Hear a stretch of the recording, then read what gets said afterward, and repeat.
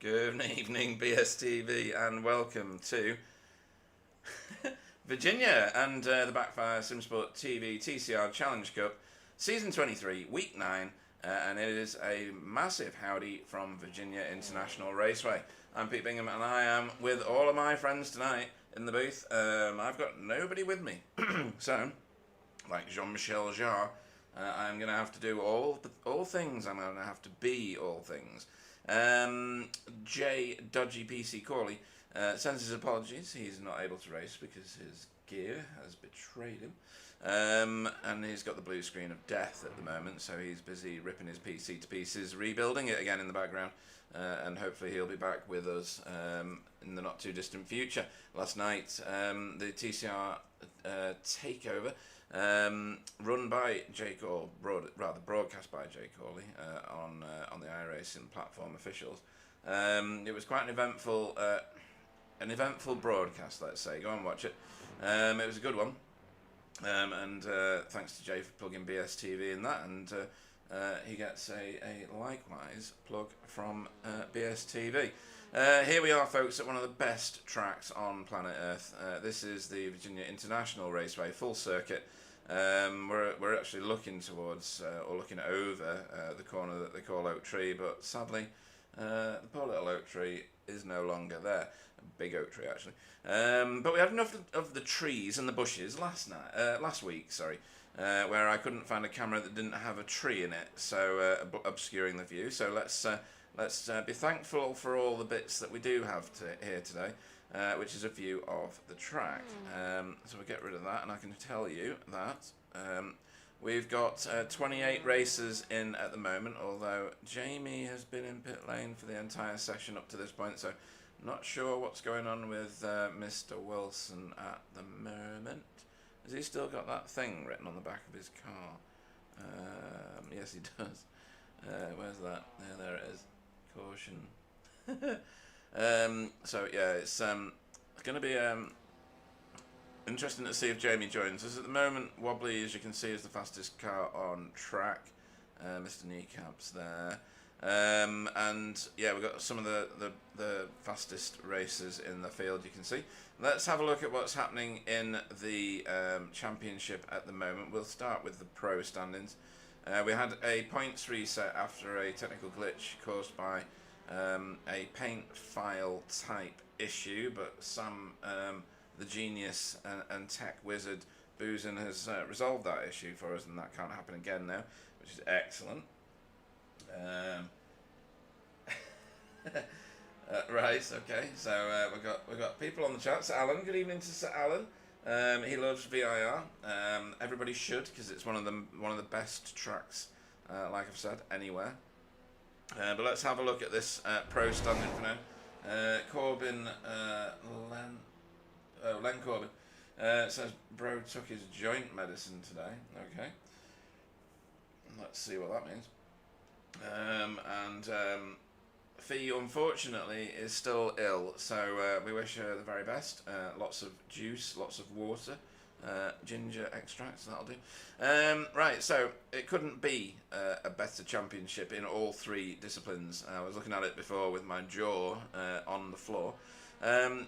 Poor old Pete Newman.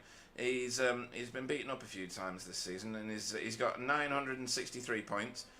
He would be leading either way, whether we were on drop weeks or not.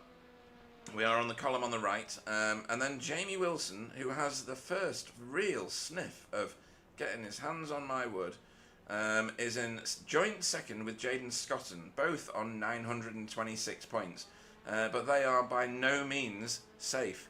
Manuel Saralegui, who is not here tonight, is only 20 points behind the pair of them.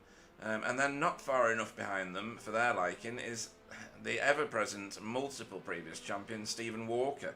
You know, the top five is ridiculous. I think Renee's got a lot to do. Renee sometimes just can't buy himself a safe race, can't keep out of other people's problems. And he's had a few this season. And Simon's not able to do all the races this season, as far as I understand it. And he's back with us for the first season after many. So that's the pro standings. I would keep a very, very close eye on that, folks, because that's just going to get tighter and tighter, I think. In the Pro-Am standings, Tony Walker leads by 50. No, he doesn't. He leads by 39 points. Again, not the most massive of margins over Jura Larkinen, who is proving himself to be very, very fast this season in his Elantra. And this is a track that might suit the Elantra. Thomas Asboth is right behind him, though. Not very many points behind at all, just 14. And then Dietmar Huss, again, not that many points behind, 61 behind Tamas. And Carl Hardy still in the top 5 at the moment, but he's being hounded by RDJ, Ronald de Jong, who's only 3 points behind him. Stefan Goebel, who's having he's had some brilliant races this season, Stefan.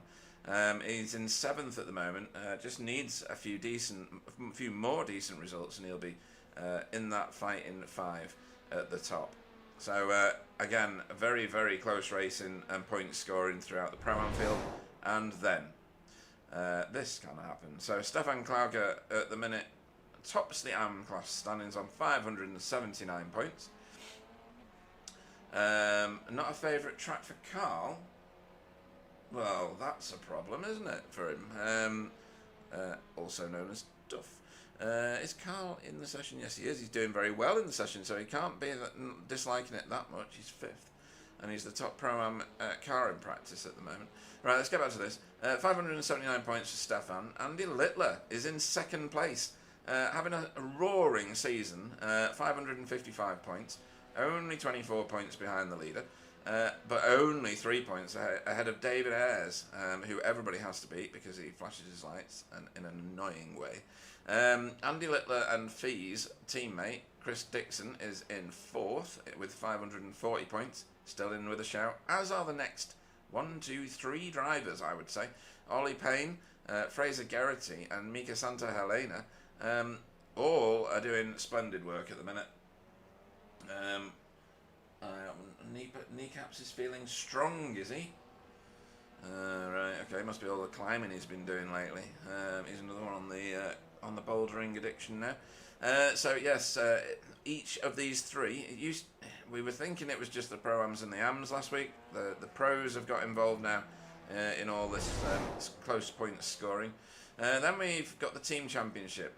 Result had a really good week last week.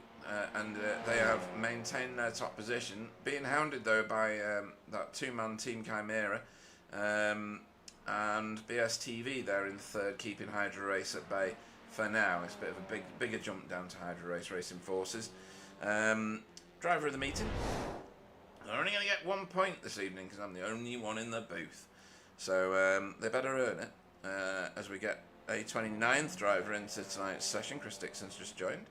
And Jamie is out on track, which is excellent news. So sharing the top spot, Tony Walker, Thomas Dandridge and Jamie Wilson. And a whole bag full of people on 1 point. You can see them all there. They've all had individual bouts of glory. We'll kidnap Wobbly then. Yeah, we'll try do that. Oh no, not wheel kidnap Wobbly. I should. No, I don't want him. That's more than enough torture for me. And then Sir Alan's Safe Driver Award. Jeff Saunders back at the top of this again. It's not diminished from his performances though, as you saw in the standings. He's still getting really good point scores each week, but only 28 incidents off 2,300 corners nearly. That gives him a little bit of a cushion over Tony Walker. Not only quick but safe. Calls for him to be in pro, and I don't think they're wasted calls. And Thomas Dandridge in 3rd there with a really healthy incidents per turn. And Dietmar nearly on the same set of points. A little bit of a jump then back to Jamie Wilson. So let's go and have a look at some cars on track, shall we? Because that's why he turned up. To see the great and the good here on track. There's Jamie throwing the Audi through the corners. We might jump on board with Jamie actually as we do a lap round here, and we'll have a look at. We've got a new racer. Is he on track? Where's he gone? No, he's not on track at the minute. He's a next gen racer called Jack Brown. A lot of you will probably know him from officials and other racers. Fairly quick driver, to be fair. Right, let's jump on board here with Jamie of Wilson. cockpit video. You're going to see some of this tonight because his inset camera should be on as well. He's just come around Oak Tree there, heading down the back straight towards Roller Coaster. This track has everything is hard earned here. There's some really unique corners. Everybody everywhere says they've got unique corners. This one's got some very weird off-cambery field corners that you don't really experience anywhere else. We're coming up to 2 of them now. This one going over the top of the hill. This section here just wants to spit you out to the right there. You can see how far the walls are, folks. Not much chance of damaging your car unless you go in as a passenger, but you know, to get back on track here is usually something significant. A drive in the countryside at least. So over the stripe we go. Heading round this not quite straight over the line. There's the line. And we're heading towards Horseshoe, which is the first corner. Big wide turn at the 2 board. Start your braking and get right in onto the inside here. Try and not bump the curb, I found. And then stay to the right. Cut across to the left. Shorten the distance. Don't put too many wheel inputs. Open this corner up as much as you can. You can take a bit of curb there and run as wide as you like, really, around this NASCAR bend. Left hook kicks the car up, as does whatever this is, turn 5A or something, and then into the snake. Don't take too much curb on the way in. You'll end up with a whole bag full of slowdown to serve. And then we roar down this, down the twisty bits and up the hill here. This is very, very complex. I'm kind of glad that we are not on a wet weather course. South Bend, as soon as the road dips, start dropping gears and slowing down. On opening laps, you are going to have to brake there quite heavily. And then into Oak Tree. Again, open up the corner, stay left, inside and left. You can be a bit generous with how much curb you take at the end of that as we go down the back straight here towards Roller Coaster again. Now this might favour the Audi here because I don't think it'll top out by the time it gets anywhere near the roller coaster, which means it's got all this time to do some stuff. At the 2 board, start your braking and start your turning. And stay left, open up this top of the hill, let the car do what it wants to do really, and hope and pray it wants to go around the corner for you. Don't go too wide there, like I said, it's going to spit you out as we come around here and head towards Hogpen. And then straighten the car up as soon as you can. Again, low inputs, stay to the right, don't let yourself go off on the left. Don't be pushed off on the left either, because that's just a journey forever. And then up and over the line. I'm sure that is nowhere near as good as Jay Corley can achieve as a track introduction, but that's the best you're getting from me. This is one of my all-time favourites to drive and to watch. So I'm going to be treated tonight, and I'm pretty sure that you are too. Who else is on the chat? Or you can ask my fiancée to commentate. Maybe she won't lock me out this time. Oh, have you been locked out now, have you? That's Chesney. Oh, well done, says Sir Alan. I must have done alright then if the mighty Sir Alan approves of my track intro. Right, so who's doing what at the moment? We still don't have a Jack Brown to look at, but just so you know what his car looks like when you get into the broadcast, it's there, that next gen racing car. It's another of the Hondas. Clearly he's British, given the flag on the roof. Are we expecting anybody back from absence? No, I don't think so. Everybody's turned up that was here last time, I'm pretty sure. Mr. Jeff Saunders here, showing you what pit lane entry looks like. That could get a bit tasty in tonight's second race. Just walk you through the format, folks. So at the moment we are 2 minutes away from ending this practice session. This really just doesn't mean anything towards the race. It just means the drivers can get familiar with all the turns, twists, and what they need to do. Maybe practice their pit stops. We will go into 15 minutes of qualifying after this practice session, and that does matter. That's your starting positions for the first of tonight's races, which will be a 20-minute sprint race round here. There is no need for a pit stop. They're on 30% fuel. The only time you're going to pit is if you have to, and that means you've got damage or you've screwed up your fuel or something like that. So no need for you to visit the pit box at all in the first race. Then we will go into just a 5-minute warm-up before the feature race, which is going to be a 40-minute race where a pit stop is pretty much mandatory. I don't see Simon trundling with his solar-powered car, so I'm expecting everybody to have to pit for fuel. In both races, everybody gets one fast repair. It's a bit like jumping in the spare car.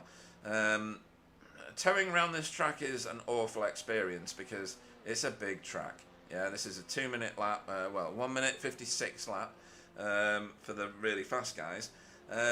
And towing takes forever. So really you want to get the car around if you can, no matter what state it's in, pit the car and get your free repair.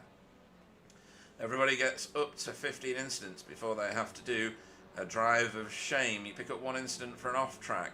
You pick up 2 for losing control of your car and spinning. You get 4 for contact with another vehicle that causes both cars damage. You can get 0 incident point strikes on other cars, which is where you've not done a great deal, you're just rubbing. And that won't affect anything other than your fastest lap entry.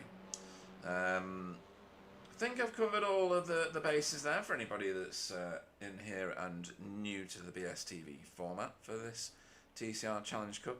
We are in season 23, an unbelievable season it's been, and this series seems to be just getting more and more popular. We've got 29 cars in tonight, absolutely remarkable.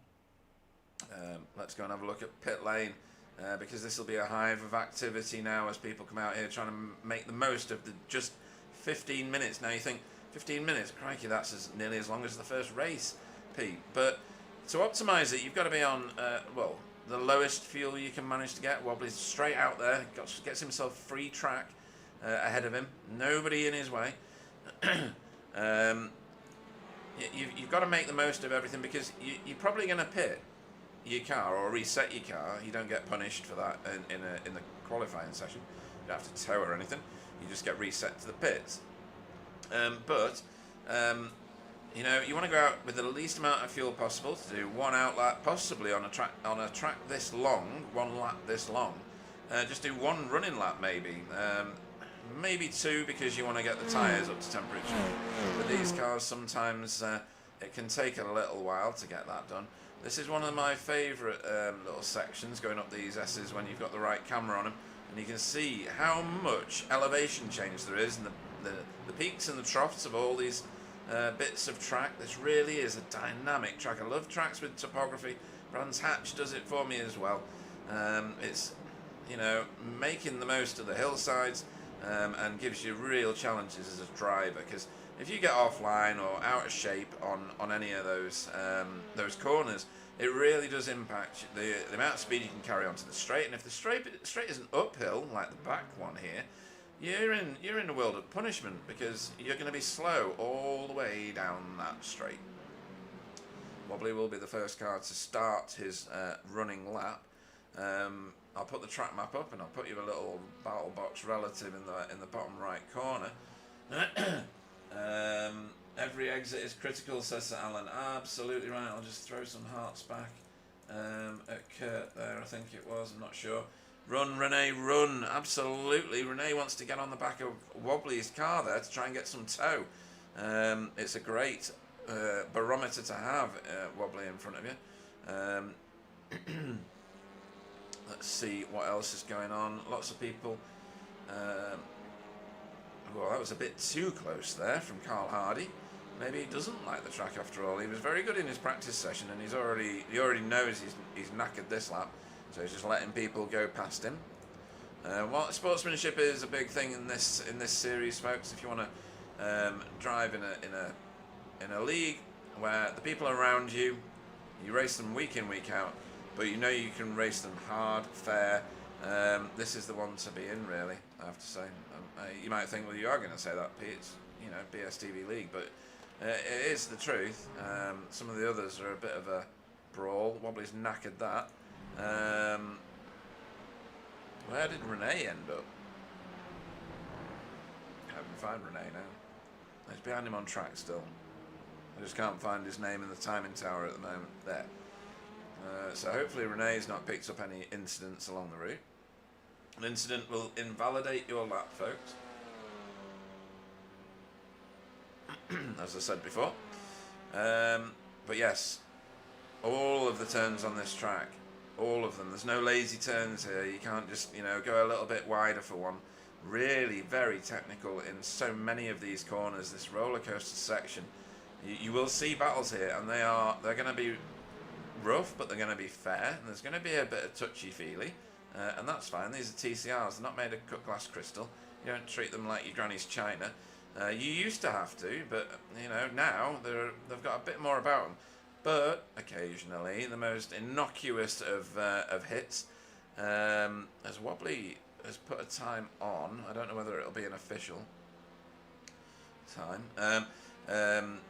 Some of the most innocuous hits in these cars now will cause you the most ridiculous damage, and it's a bit unpredictable from my eye, from what I see. But we'll see how it goes. Yeah, Wobbly's just dropped way down after his off track on that first lap, and Pete Newman, no stranger to being top of the timing tower. He doesn't suffer from vertigo. He's done a very good clinical lap straight away, a 156.812. Jaden Scotton lining up behind him in the timing tower, ahead of him on track. Yeah, ahead of him on track for now. And then a whole pile of cars. At the moment, we've got 1 second that covers the top 12. We'll just keep an eye on that. Sorry, the top 11. Just keep an eye on that because it will cover a lot more people in the not too distant future. Why does my screen look a bit different to the timing on that screen? Maybe it's a bit delayed. Because I've got 1 second. Oh, because I'm on the wrong car. That's why. Stupid fool. I should have been on Pete. Yeah. It is the top 10 at the moment, covered by a second. Right, we can see our first look at a moving Jack Brown. So here he is, folks. Try and find a camera that he's going to drive near, and then we can see some of his sponsors going through. In the Pro-Am field, we'll have to see where he actually floats up to by the end of all this. When they join and they've got usually, well, a high iRacing number, which he does, means they're new to iRacing-ish. It may be his 1,000,000th account, I don't know. So you have to guess where you're putting them based on their current iRating. So bear with me, that might not be as accurate as you might think it is. Sam Blees back with us in the Elantra. Not able to do every race as I understand it. In the BSTV Blue.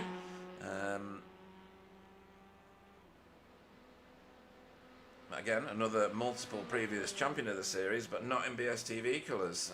He's won it in his previous teams.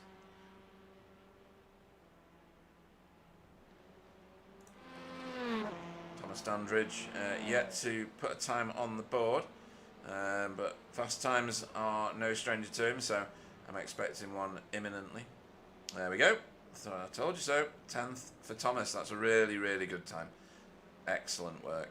Now, we're starting to stretch our legs at the front by the look of things. Stephen Lucky Wookie Walker has just put in the fastest lap and provisional pole at the moment with a monstrous 156.3. That moves the 1 second and completely knackers my argument about the 1 second thing because that only covers the top 5 now because he's pulled the fastest lap so far forward.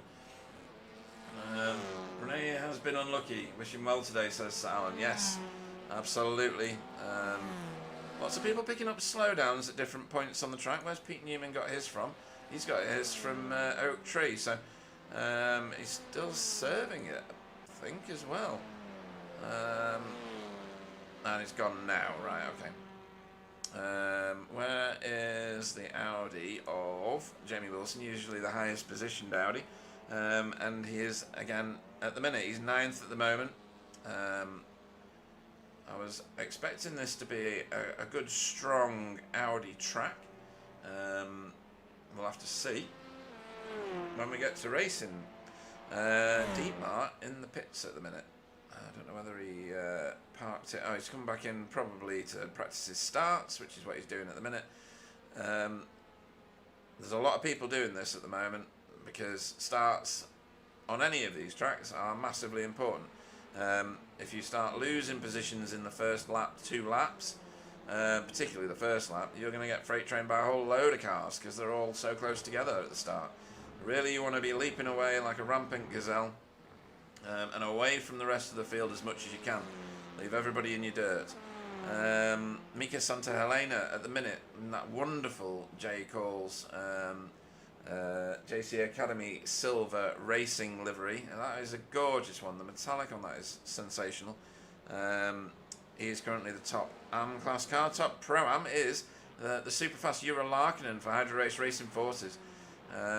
He's proven himself to be a real challenge to the other Pro-Ams this season. Tony Walker, current Pro-Am leader of the championship, is in second at the minute with his... Oh, is that Wobbly behind him? Yeah. So these two doing a bit of team riding, possibly. Wobbly has got the third fastest time at the moment, provisionally starting on the second row. 6 minutes to go. P1 or bust, Jaden. Where is Jaden? Well, yeah. Let's see if he can move himself up the rankings here. Not on that lap. No purple sectors. The only one setting purple sectors at the moment is Wobbly. He's just purpled sector 3, as I say that. Thomas Asboth has just purpled sector 4. He's got a good toe ahead of him though. Look at this. A double toe. So what can he do when he gets onto something straight? Can he move himself up here? His sector 1 wasn't terribly clever. But everything else looks good. So this could be a nice little move here.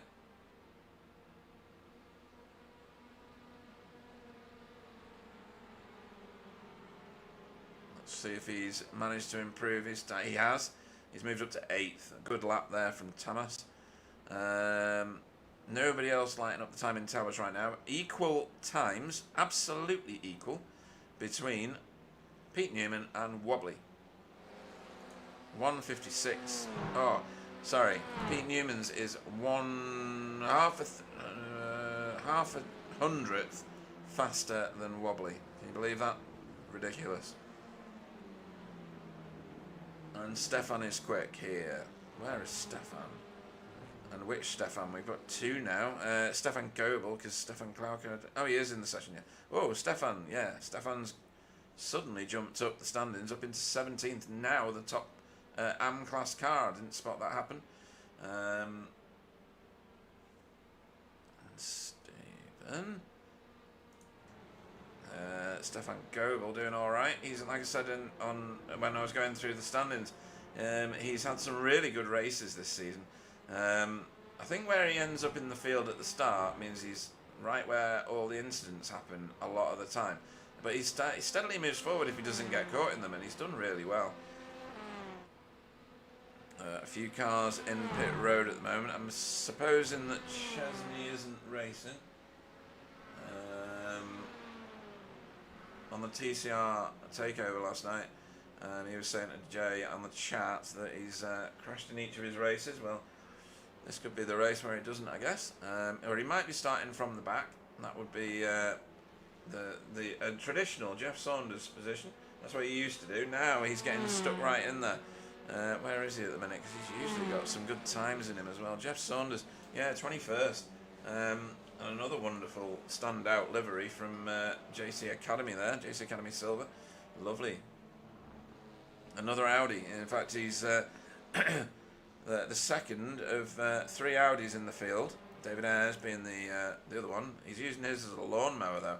Really, it's better suited to be racing, David. Just saying. Jamie not able to threaten the top 10 just yet properly. He'd want to be top 5. Given his position in the standings right now, he will be looking for a very, very solid performance. I know he likes this track. It just depends whether that Audi is suited to it or not. Right. Oh, and he's sideways coming through South Bend, but he's kept it together. That is driving it on the very ragged edge. Now, has he just thrown that lap away? Maybe. What's the behaviour of the car? Should we see if his inset camera's on? It is. As we watch him go for the end of this race. You could do with a tow, to be honest. A whole load of BSTV cars in front and behind him. Surely someone's got a tow for him. Doesn't look to be pushing the boundaries of the racing circuit too much at the moment, so I think he's gathering for a lap. So Alan says, "Come on, Jamie."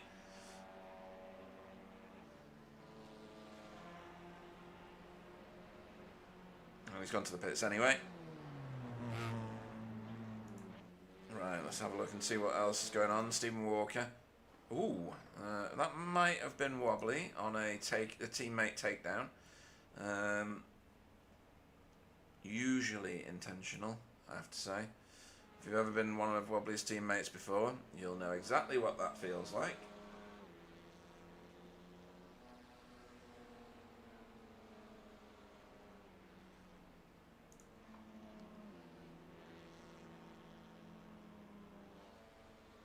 Right then, have we got anybody likely to threaten? Oh yes, Tamas has moved back into 8th place. Moves Renee down a little bit. Nice lap. 1 second is now covering quite a lot more cars, so up to 11th now, so that's good. Right, that's the end of qualifying, folks. Now I've got to remember to do everything in the right order, otherwise this could go terribly wrong. This is a heat race, folks, so you don't get to finish your laps in any of the sessions. You just get binned into the next session. So I should have just extended gridding. And I'll now bring up the timing tower. Find a camera, hopefully that David Ayres isn't visible on, so that he can't flash his light. So one of the JC Academy cars does it instead. Okay then. That's Chesney. Right, different camera. Good. Stephen Walker will lead us away tonight from the top spot. Pete Newman will be on the front row next to him. Wobbly Kneecaps will go off 3rd and on the 2nd row. 3 previous series champions in the top 3 places. Going to be a good one, folks. Don't look away. Jaden Scotton will go off 4th. Oh man, is there a different camera? No. 5th will be Euro Larkinen. Tony Walker will go off 6th place. Sam Blees will go off in 7th. Thomas Asboth 8th. 9th will be Renee. Jack Brown, you can just see him in the foreground of your picture there. 10th. 11th will be Thomas Dandridge. Stefan Goebel will go off 12th. 13th will be Dietmar Hoos. Jamie Wilson will go off 14th. 15th will be RDJ, Ronald de Jong. Carl Hardy will go off 16th. Stefan Klauke off 17th. Demis Titular off 18th. Daniel Lewis off 19th. Deck Crowther 20th. Jeff Saunders 21st. 22nd will be Fraser Geraghty. Chris Needham will be 23rd. Wonder what flag is on the roof of the car. 24th will be Paul Hurley. 25th will be Mika Santa Helena. David Ayres off 26th. Ollie Payne off 27th. Chris Dixon off 28th. And CVDB, Chesney Vandenbroek will go off 29th this evening. Right then, folks, let's get ready. I'm going to have to put the camera on the field. I wonder if there's one that looks down the field. Nope. Oh, and they've drawn other people into their ridiculousness of flashing lights. Good grief. If I put the track map up, does that... Yeah, it gets rid of some of them. There we go, that'll do. Right then, folks, when the lights go out, we will go racing. We are green and we're racing here at Virginia. Let's hope it's a clean one, folks. I'm going to go blimp cam for this. Oh, well, it's a bit foggy, but you get the point. Top 10 for Jack, says Alan. Very impressed, absolutely. And he's just moved forward a little bit and then got shuffled back again. That is a rubbish camera. Right, here we go. Where is he at the minute? Because there seems to be some good action around. Some changing places. You'll see the timing tower fizzing about. And around here, and again, around Stefan. I did say this. No changes right at the front just yet. This is where it's all at. Tamas moving through. Paul Hurley and Stefan Klauke having a real door-to-door at the moment. Right, everybody's sorted themselves out as they get through the snake. And then up the hill here towards South Bend for the first time. Will we see anybody get spat out stage right, because that'll be where it happens. Anybody bothering to go too wide into here? Hopefully not. Everybody through safely. Very nice. Well done to the whole field, I think. No, not the whole field. That's Chris Dixon into the wall. I just caught it out the corner of my eye. What happened there? He's obviously been like... Alright, so he's coming up the hill. He's not out of shape here. He's taken a lot of grass. Ah, right, and then over-rotated, and then it's a one-way journey to the wall. Okay, so that's what can happen, folks. He's in the pits now. He couldn't make his car work after that. I've just heard another engine explode. Oh, wow, there's a rather large... Well, there's bouncing cars here now. Right, let me go and find where that started for you. I believe it started with Deck Crowther, and this will be what I was saying about the roller coaster, I'm sure.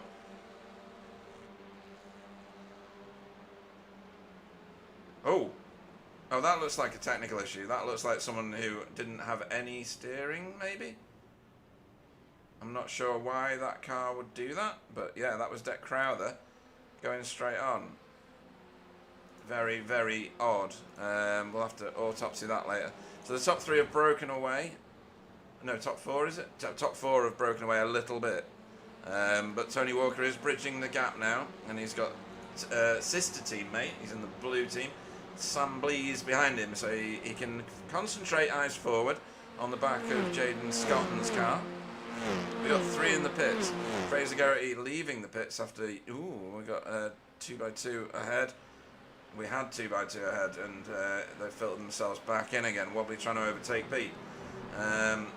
Round South Bend we go again, and into Oak Tree. David Ayres just overtaken Ollie Payne. Everybody sensible through there. Right, that's a good camera. I like that one. Let's choose that one more often, shall we? Shows you the extent of the field. There is a bit of a gap just behind this, and it's there after some shenanigans on the prior lap.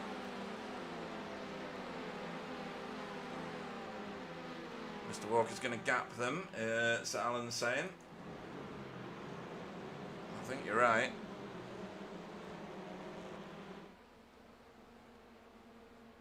Oh, and Stephen with a slowdown out of Hogpen.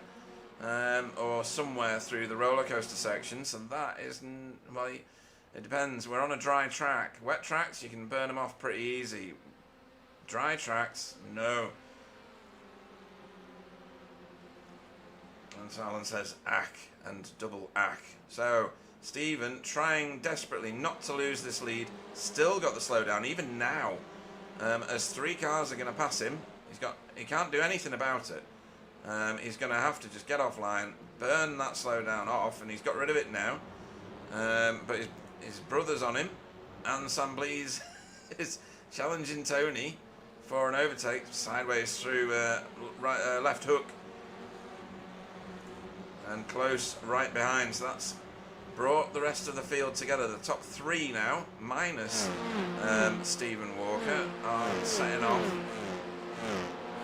towards these wonderful sweeping corners. You duck and dive as you go up these, and it does unsettle the car. The weight transfer is remarkable. Thomas Asboth looks so fast in this car tonight.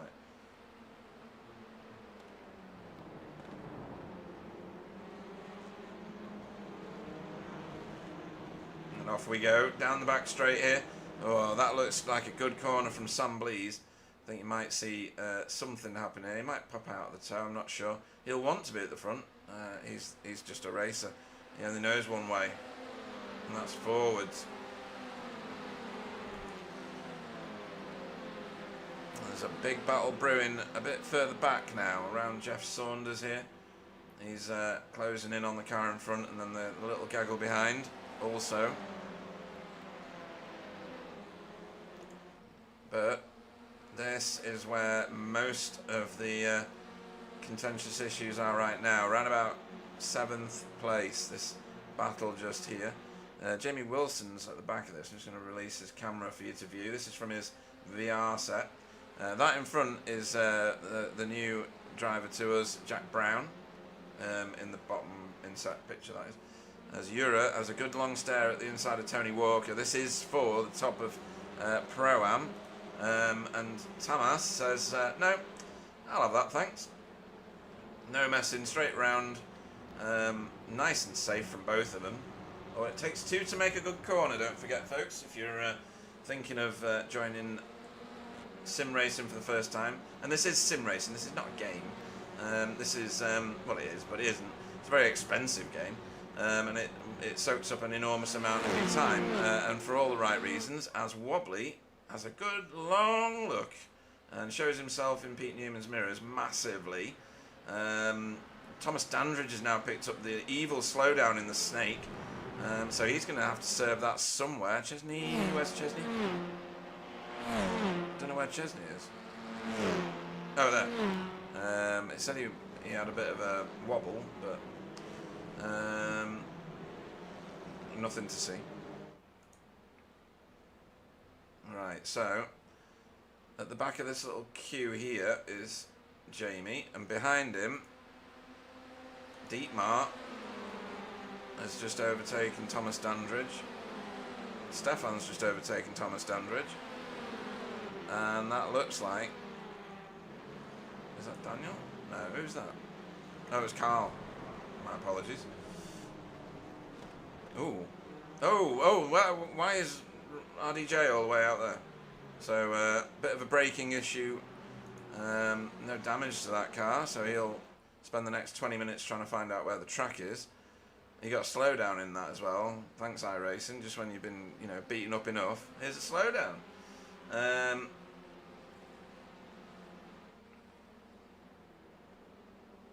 Jamie just not able to extract huge amounts of advantage out of that Audi, is he? Down the straights where you think he'd be strong, or rather, he just can't get alongside that Honda in front of him to do anything with it. Meanwhile, Renee, cutting corny fans, there you go. This could be it. An overtake for Renee Earhart, but not quite. Ura Larkinen is fast here, though. But Renee will want to be putting the three cars in front of him behind him, because he's a pro driver and they're in Pro-Am. Doesn't mean 100% that he's got something to do, but Wobbly, I think, may have just got his car alongside Pete Newman now. Oh, that's a lot of extra track, but he didn't get the iRacing gods smiting him down on that one. So apparently you can take loads of grass there. Didn't do him any good in terms of speed, but it certainly gives us a lovely dramatic perspective. Oh, and then Renee now getting pressure from Jack Brown and Jamie. So Renee getting that corner wrong. Thomas Asboth has had to give up a position to a slowdown there. Maybe more, because we've seen that slowdown is brutal. And I thought they were going to go three wide into the roller coaster then, and I thought. And Jeff Saunders and Stefan Klauke have both picked up a slowdown back at the tree. So these two are going to drop back. This might be the slowdown central of the world right now, because everybody's getting them picked up as we come down. You see how steep this track is coming down here onto this start-finish straight. In a lot of officials, you'll see cars just losing it at Hog Pen, which is the last proper corner, and disappearing off to the right of what you're looking at. Left off track, to the right of what you're looking at.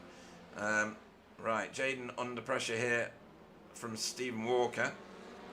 They're going to try a bit of a cutback, but there's not going to be any track left for him. Oh, there is. So, Jaden making Stephen go around the outside. Now, you're going to get some good traction around the outside, as long as you don't get any dirt on your tyres. And if you can stay on that outside through, oh, not quite. If you can stay around there through left hook, which is a difficult task at the best of times, it sets you up beautifully to get onto these squirrely bits through the S's here. You can see Jamie Wilson fighting that wheel. So if he's going to pull him out of his seat. Oh, and Tamas and Renee. Oh! Doesn't always work well when you go too wide through here, and certainly not through this corner. And Renee's got a bit beaten up there, off track, doesn't like it. aggressive. And something happened a bit further forward as well. So Sam Bleed, Jaden's lost positions, 2 of them. How did he do that? It all happened at the same time.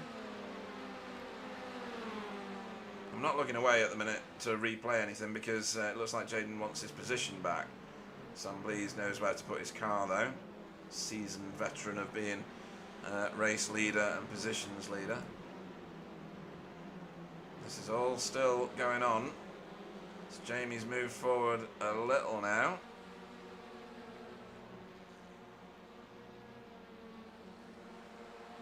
So that was Thomas putting enough pressure on Renee to put him off the optimal racing line, and then once you're off that and you're going towards South Bend, you need all of the track. You need to own that whole piece of track. If you've not got it all, you're just on a losing ticket, and it's...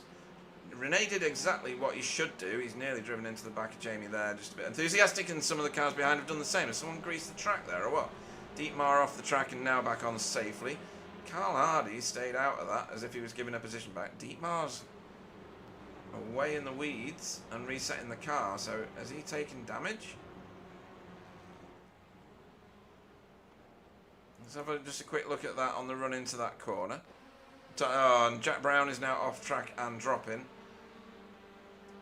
As soon as I went to this replay, he did it. Oh, right, so Carl's dropped back to let Dietmar go, but he's broken his rear axle. And Carl may have taken quite a lot of damage there as well. And where is Jack Brown? Jack Brown has gone to pit road. Has he? I don't know. I can't even find him at the minute. Right, let's go and look at something else while we... Okay, so everybody's getting fighty now at the front. You got 2 BSTV cars trying to sort out who's going to be in the lead by the time they get to the roller coaster. At the moment, it's going to be Stephen. Robbie's dropped in behind him. It's good to see a very strong BSTV presence at the front end of this field again. Right, let's have a look at and see what happened with Jack. Can I even find what happened with Jack? So Jack Brown drop in, Jack Brown drop in. Right, we'll try it from here. It might not be the right point. So he's on his own at the minute. Gets into left hook here. And there's a tree going to be in the way. And then he's got a disconnect. Right, okay. That explains that one. Jack Brown binned by a dodgy connection maybe. Renee down the inside of Tamas. This has been a bit of a brutal battle, and Renee will think that that's justified because of what happened before. I'm not sure it was though. Tamas is going to feel really shortchanged now. Stefan Glauke still, well no, he wasn't the top car, was he, before? Or was he? Yeah, he was. So at the minute he is leading that AM class. He's now in the Veloster, of course, folks, just in case you hadn't picked up on that. Top Pro-Am car is currently Tony Walker. He's got 1 position's grace over Euro because he's got Sam Blees in between them. Jamie Wilson is making his way forward in this race, but due to attrition, as well as getting his positions, he's got Renee bearing down on him now. And it seems like Renee's got a bit of fight in him today. Dietmar is meatballed, and Jack Brown is down as out, but we saw that he completely disconnected from the session. And Tony's got past Sam. Alan saying he's desperately trying to help me in this booth. There's too much going on right now. Sam Blees coming under a bag full of pressure from Jura Larkinen. Elantra versus Elantra. And if Jura gets past Sam, he's going to love that because I don't know how many championships Sam Blees has won. It must be 4 at the very least. It's probably a lot more than that, I'm not sure. I don't know who the most crowned TCR champion is. If anybody knows on the chat, let me know. It could be Stephen, it could be Sam. Spencer's got 1, Wobbly's got 1, Pete Newman's got 1, or 2. 1. Simon's got a few. Right. Dennis Tigchallart with the Pie Man, Carl Hardy, in behind him at the minute. And that's Daniel Lewis for Blade Designs, who heavily involved in the SRL League. They race on a Friday, folks. A little bit later than the BSTV sessions. I think they start at 8:30. Somebody will correct me on the chat. What was that? You would have to include the GT period. Oh, sorry, yeah, with GT4s, you're right, Salon. This series used to run just like the officials, where GT4 was in here as well. And then iRacing chopped that out of the Le Mans series because LMS doesn't race that format anymore, and so we ended up with just TCRs. And it's gone very, very strong this series now, which is good to see. So your race leader is Pete Newman. Doing a great job out front now. Managed to get himself nearly a 2-second gap over poleman Stephen Walker. And Wobbly now in third and under pressure from Jaden. Jaden very fast in officials and getting faster every week. I'm sure David's on this chat somewhere, although I've not seen him feature yet.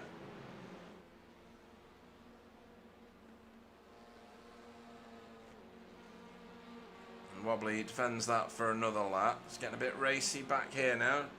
Jeff Saunders is tracking or chasing down Paul Hurley.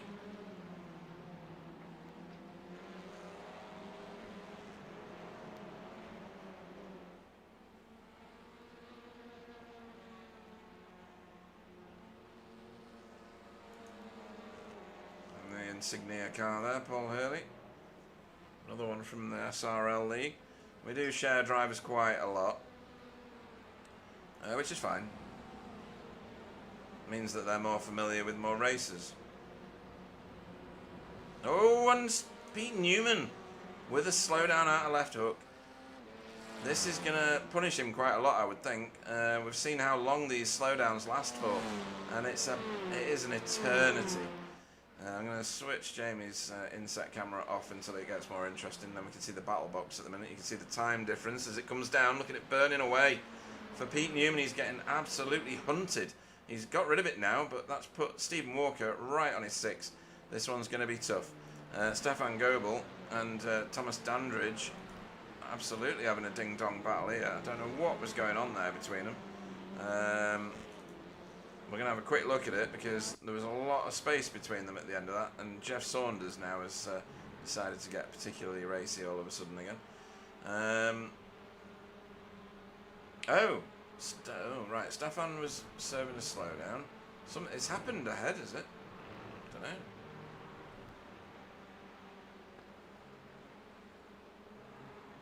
Alright, well. I can sit and watch that for an hour, I think, and I still won't figure out what it is. So this group of 4 for first place now is extraordinarily hot as we watch a drag race going down back straight here. It's Jeff Saunders on our right and Paul Hurley on our left, and that is for positioning class. Jeff Saunders showing his speed there. Absolutely brilliant overtake. Well done. Ooh, and that's got ugly. That's got ugly quickly. I don't know what has quite happened there, but Stephen Walker seems to think it's something to do with his responsibility. I don't know. I don't know what happened. Let's have a quick look at that from above.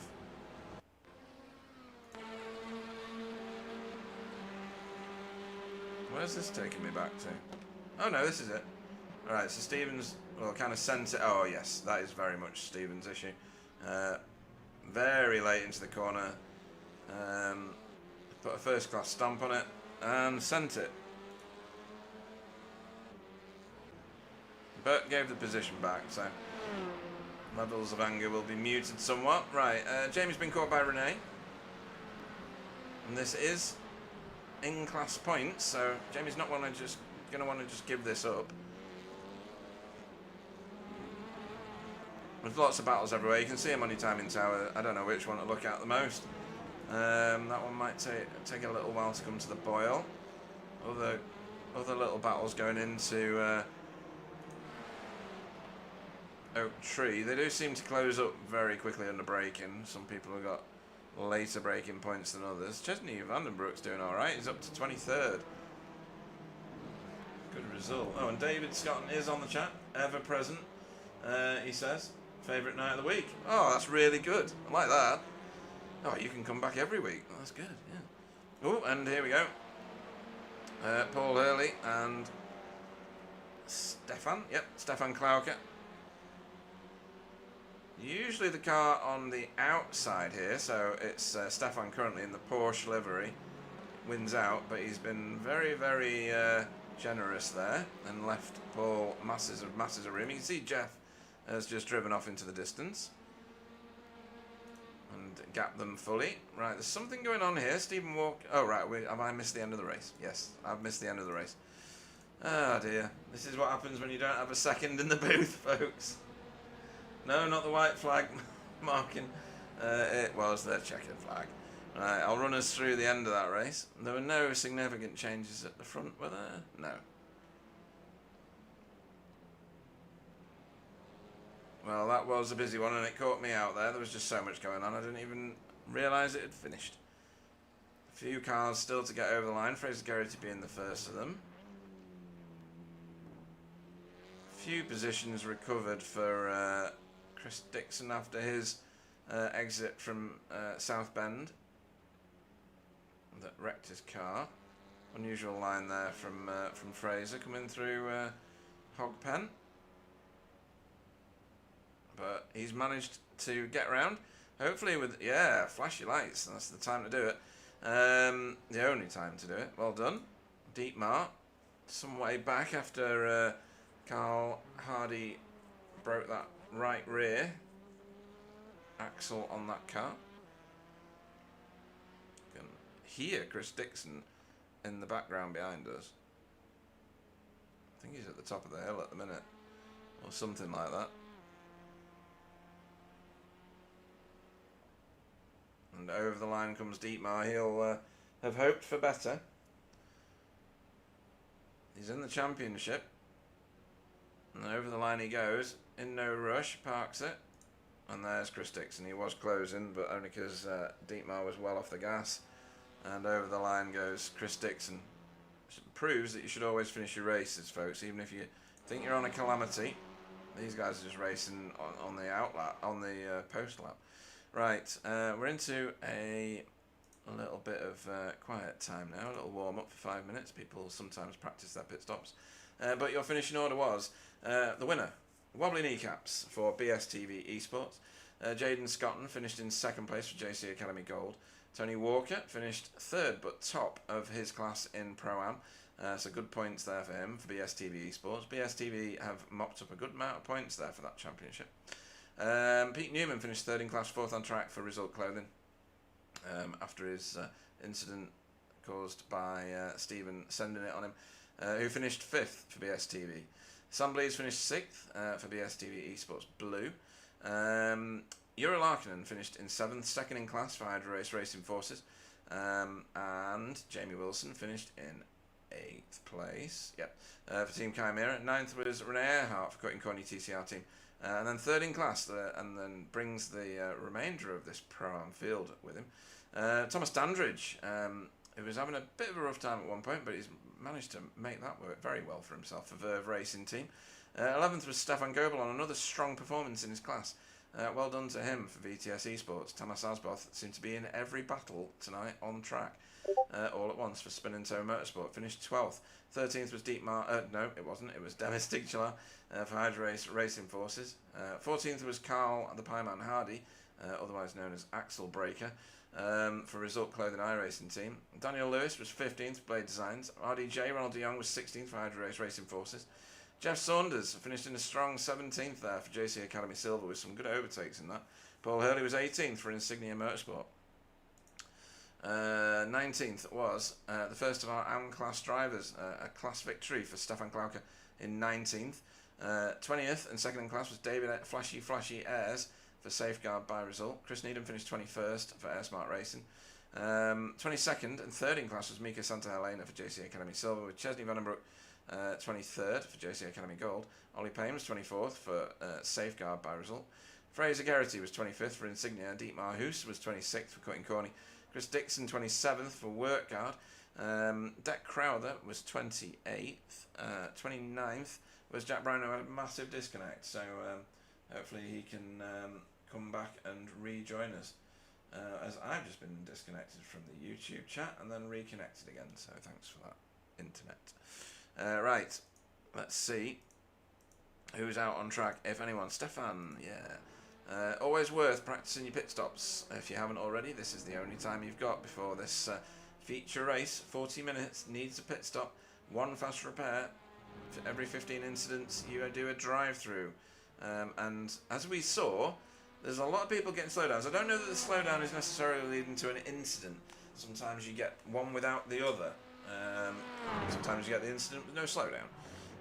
So yeah, it's I don't know what the chances of people getting slowdowns are. Now there's going to be some people practicing starts, I would think. Yet again, a few people out on track just doing stuff.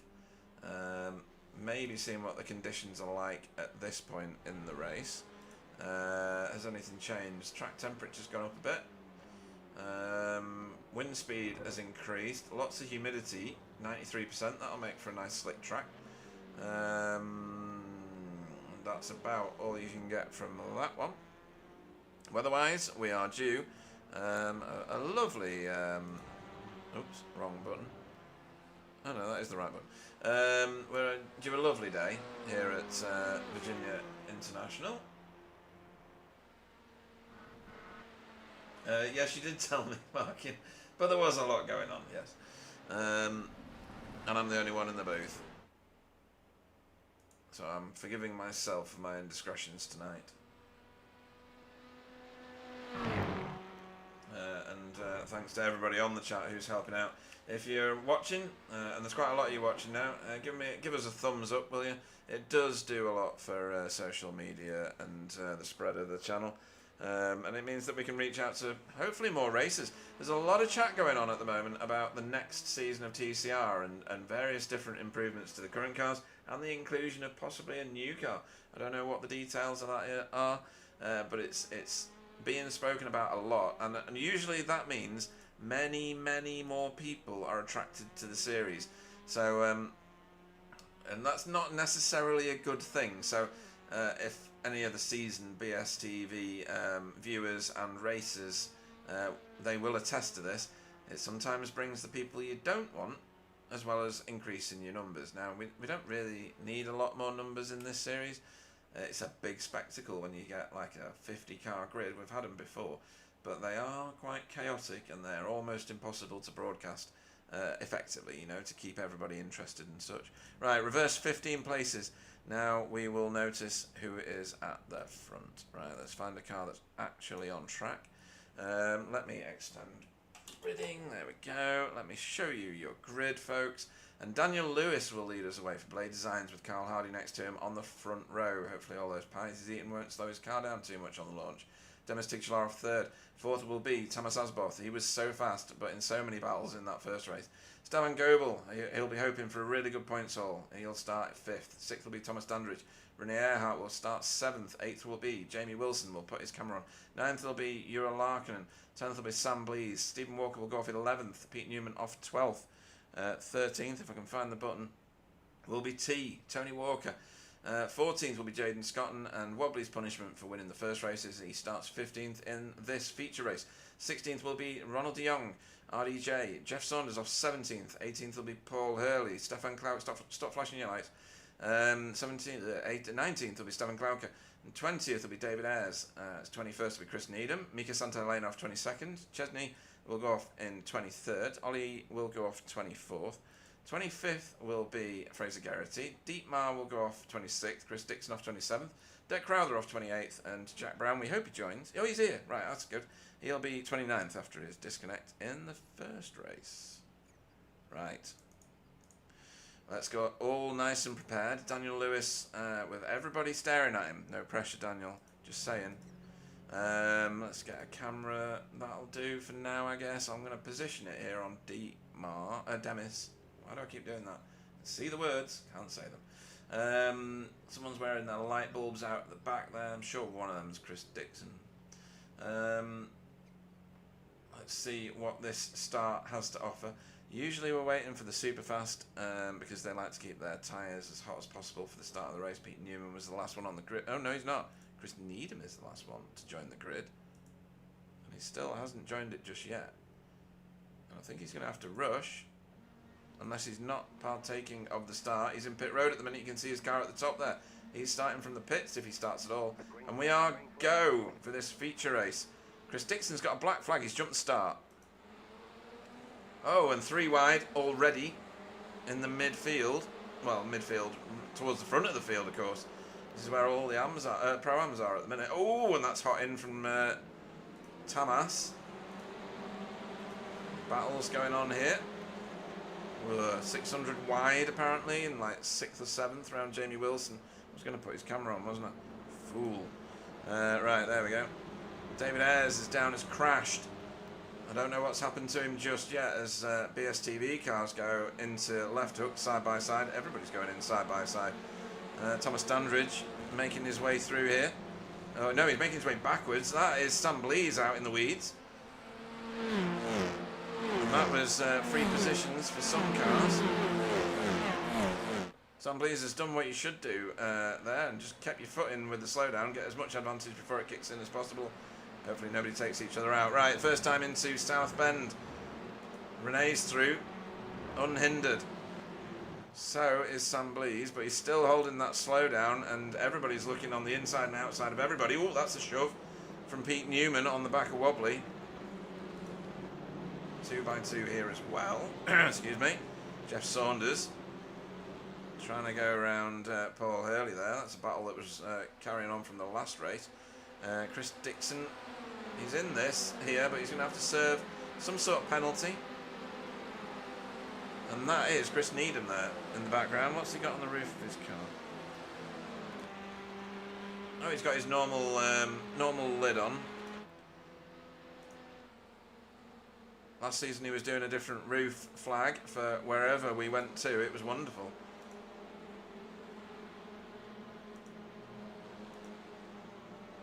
Down we come through these, through Hog Pen there and over the line.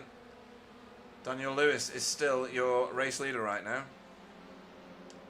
as he goes into Horseshoe. Carl Hardy taking a better line through there, arguably. Dennis a bit wide and got mugged for 2 places. Excuse me, sorry. And Sam Blease lost a bag full of places back to where he started with that slowdown, but he's done a good job of mitigating further losses. And he's in that battle with Ura that he was in at the end of the previous race.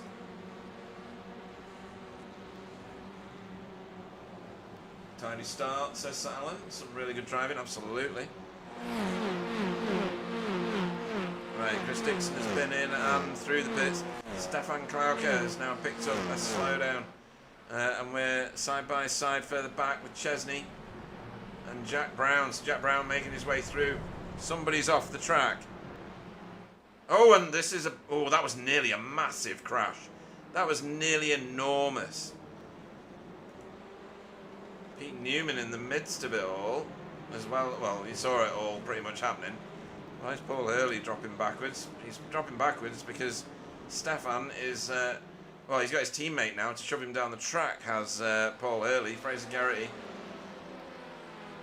in there. Well, that was a lot of everything going on, folks. And your race lead is miles away now, is he? No. Just got a big gap ahead of this group, that's all. I don't know what that looked like, if anything, with Jamie's car. Oh, it was behind Jamie anyway, wasn't it, of course?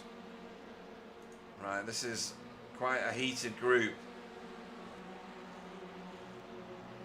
Right, that is an attempt at an overtake here from Wobbly. Or was it? Yeah, it is. Yeah, he's down the inside here of Ura. Ura really won't need to fight that too much, but he will know that he's got Tamas following Wobbly into that corner, and he can easily get freight trained on the corner. Not quite. Pete Newman's getting a bit bogged in. He was almost boxed in completely by Thomas Standridge and Tamas Asboth in that last corner there. So a lot of these cars here, Thomas, even Tony Walker for the first time in a long time moving backwards at the start of a race. Fraser Garrity moving forwards massively. Jack Brown obviously is with his, he's obviously got a lot of talent behind that wheel. Fraser Garrity with a slowdown through the S's. And Deck Crowther with the same, oh no, Deck Crowther with all sorts of bigger problems. What was the cause of this? Oh, door to door with Dietmar. Right then, I'm sure they'll sort that out. That's, I don't know, racing incident? I don't know. Somebody tell me. I did blink as it was happening. Right, so Daniel Lewis now with trouble in the form of Renee. So the leader of this race is about to change, is it? Or is he going to defend this? Daniel Lewis not one to give up easily, and that's ended up with Renee nearly getting turned out. He's flashed his lights there. We'll have another look at that if I can find it. Right, let's watch this again. So Renee's gone to the left, braking at the 2 board. So Renee's slowed it down. I think it's more Daniel's car that's not turned in soon enough, if I'm being critical. Pete Newman has dropped massively just because he's been off track, and Jamie's been off track as well, and now Jaden's getting mobbed.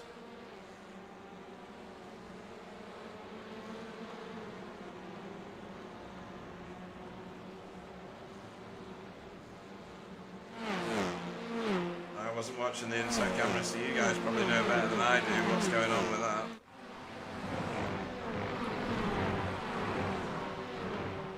BSTV train sorts themselves out before they go into these sweeping corners up to South Bend. South Bend's just so dramatic, wobbly. Oh no, sorry, Stephen Walker taking an extracurricular line. Doesn't get him a slowdown because it's on the outside of the track. Carl Hardy in second place though has a slowdown. I think that's on the outside of the old oak tree. And Ollie Payne and Jack Brown racing it, drag race down the back straight here, past the old pit lane, or the other pit lane I should say, it's not old at all. Jack on the favourable line for entering roller coaster, but not necessarily exiting, and I'm pretty sure Stefan Goebel just picked up a position on Jaden Scotton. Yeah, he did. And Demis has just taken second place. Oh, because Carl Hardy's gone mega wide out of Hogpen, and he's got a black flag. Why would Carl Hardy have a black flag? Answers on some sort of postcard, if you wouldn't mind. Not got a clue why he's been black flagged there. Let's just have a quick look. So, down through and into Hogpen. There it is. I don't know what's going on, if I'm being honest. He's been black flagged by iRacing for no reason that I can see, unless he's managed to suddenly get 15 incident points in whatever lap we're on. Very strange. Whoops. Apologies. Right then. Oh, this might end badly for somebody. Stephen Walker on the inside, outside, inside. And they're heading towards South Bend, and he's fallen back in line, probably at an optimal time. He's got a slowdown as well, Stephen, now. And there's more battle in behind with Jaden and Wobbly. Neither of these two are known for giving up positions. Sam Blease also, like a rat up a drain pipe there, nearly getting a position off Wobbly. Then Thomas and Tamas. That's right, I did say that right, yeah. Thomas and Tamas. No, it's not Thomas and Tamas. It's Thomas and Yura. Me being a fool. They've not sorted it out yet. They're still... Ooh, they have now. Tony Walker behind, hoping he can mop up something from them. There he is. Stefan is breaking away. Don't say anything. Don't say anything. Carl Hardy's gone to the pits to serve his penalty. I can only assume he's managed to get 15 incidents. I don't know how. Right, Renee down the inside here of Domestic Jalat.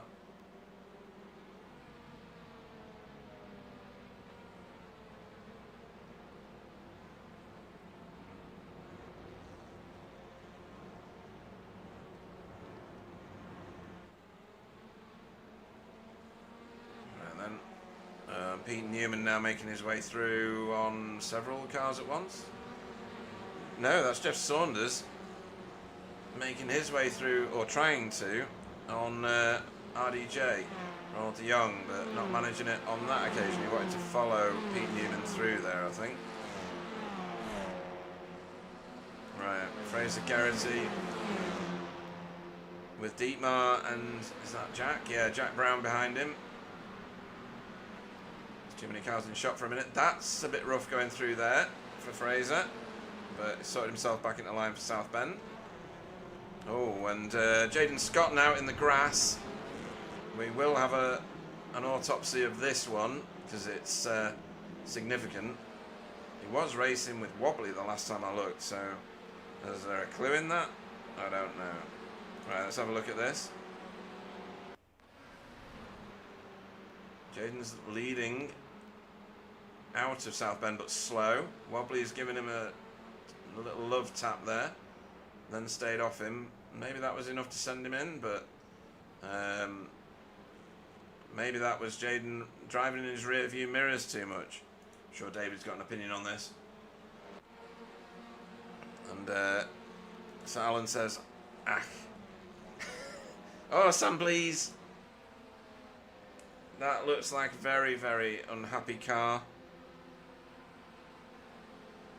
It's very damaged on the front right. I am desperately trying to find out why it's damaged on the front right. And I've got nothing at the minute. No event on my tracker. So if somebody knows better than me, you're more than welcome to help me out. Right, let's see what else is going on. Oh, Mika Santa Helena has picked a fight here with RDJ. Oh, and they're all fighting back here. Good grief. That's Stefan and Paul Hurley, and Dietmar weaving around behind trying to find any opportunity he can, but there is none. Bit of door banging. And that's the door that's been shut a bit early. Mika Santa Elena with some sort of like godlike reactions to save that. As Paul Hurley kind of came across the track, he wouldn't have known he was going to do that. Fraser Garrett putting pressure on to the back of Chesney now. Chesney through in that incident there. Maybe that was Chesney. It was someone that went through like with arms like an octopus fighting that steering wheel. Watch the inset camera there of Jamie Wilson trying to continue to hunt down the race leader. So let's do a bit of that, shall we? Daniel Lewis is your race leader, folks. There he is going through roller coaster, and that is Jamie Wilson in second place, right behind him. And Rene has managed to float his way up to third position. Dietmar Hoos has just gone past Stefan Klauke. Oh, and Jack Brown with breaking metal sounds. Not Carl Hardy trying to get in his Frey Bentos this time.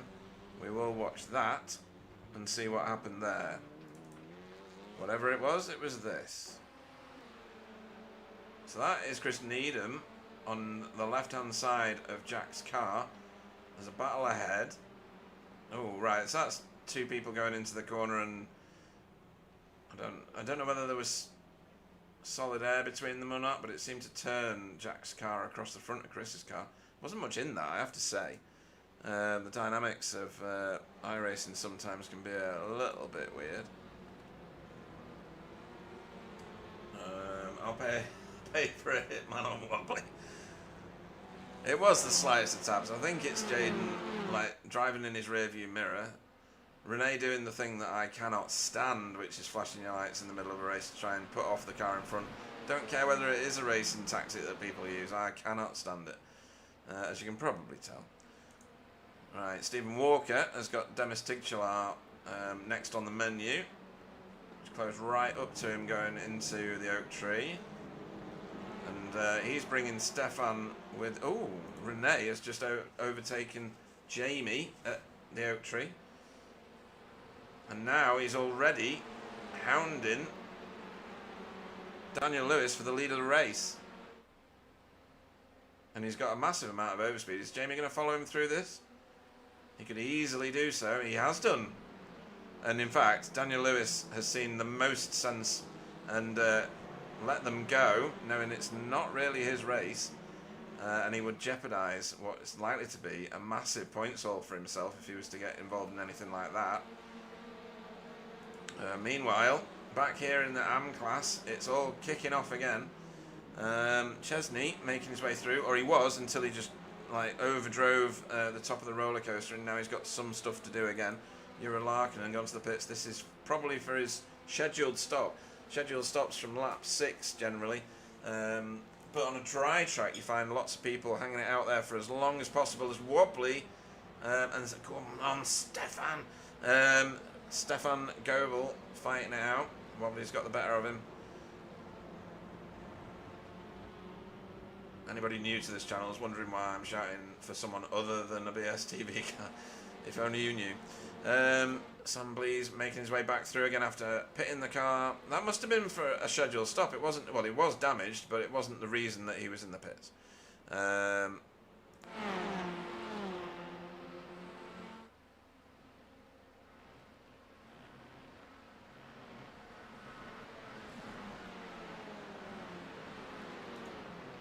Right, so Wobbly now closing in on Demis.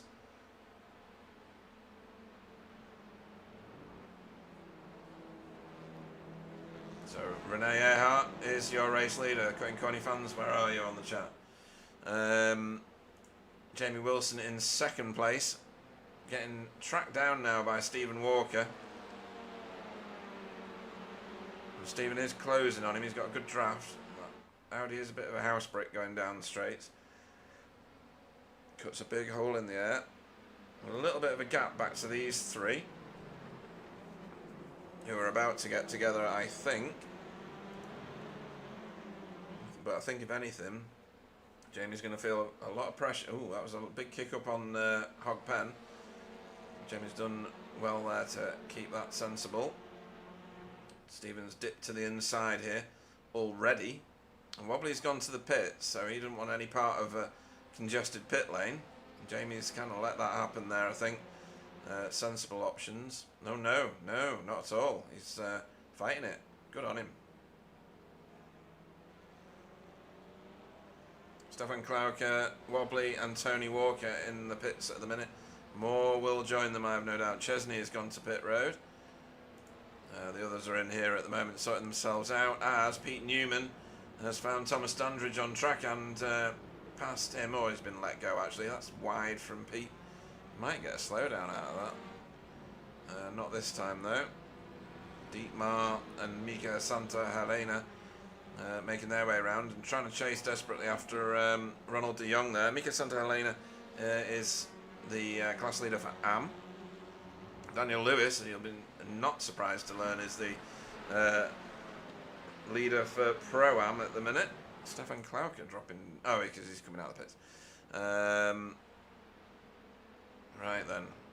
So let me put on their pit lap for you folks so that you can see which ones have and which ones have not pitted in the field.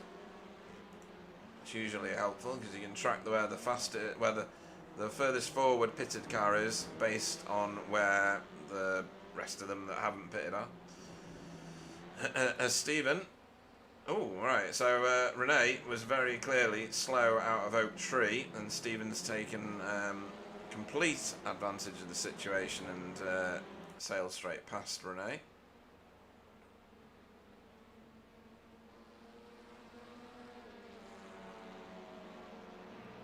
We've now got Wobbly and Wobbly and Jaden and Sam Blees on a completely different strategy to Stephen, Renee and Jamie, all Pro-Am cars. Pete Newman making his way back through the field again. Jeff Saunders, RDJ and Dietmar have gone to the pits.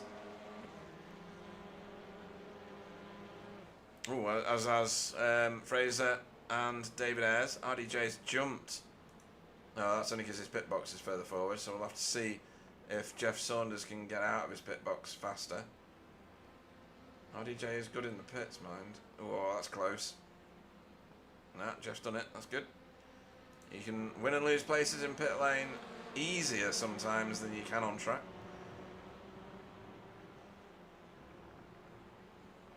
Renee is quick, but Mr. Walker is blooming dangerous, says Sir Alan. He's not wrong.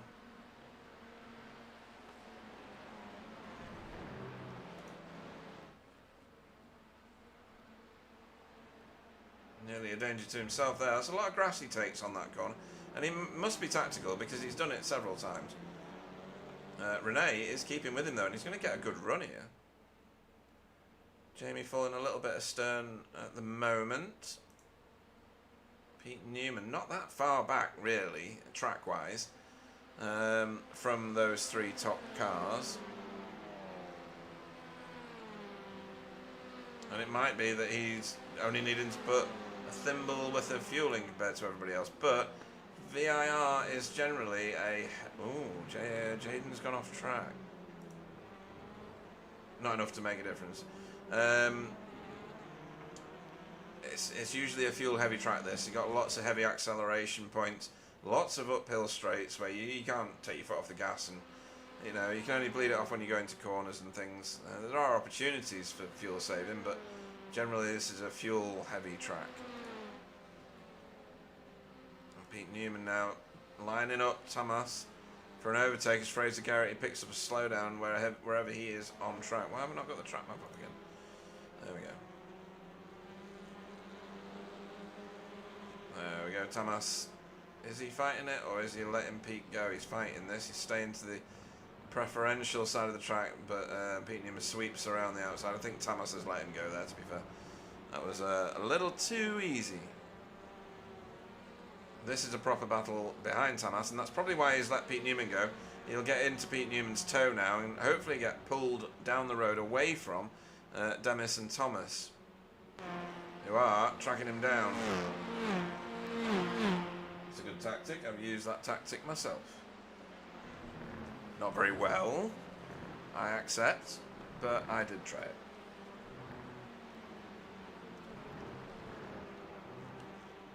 Okay, so as you can see, top 11 cars have not yet pitted. Chris Dixon also has not pitted.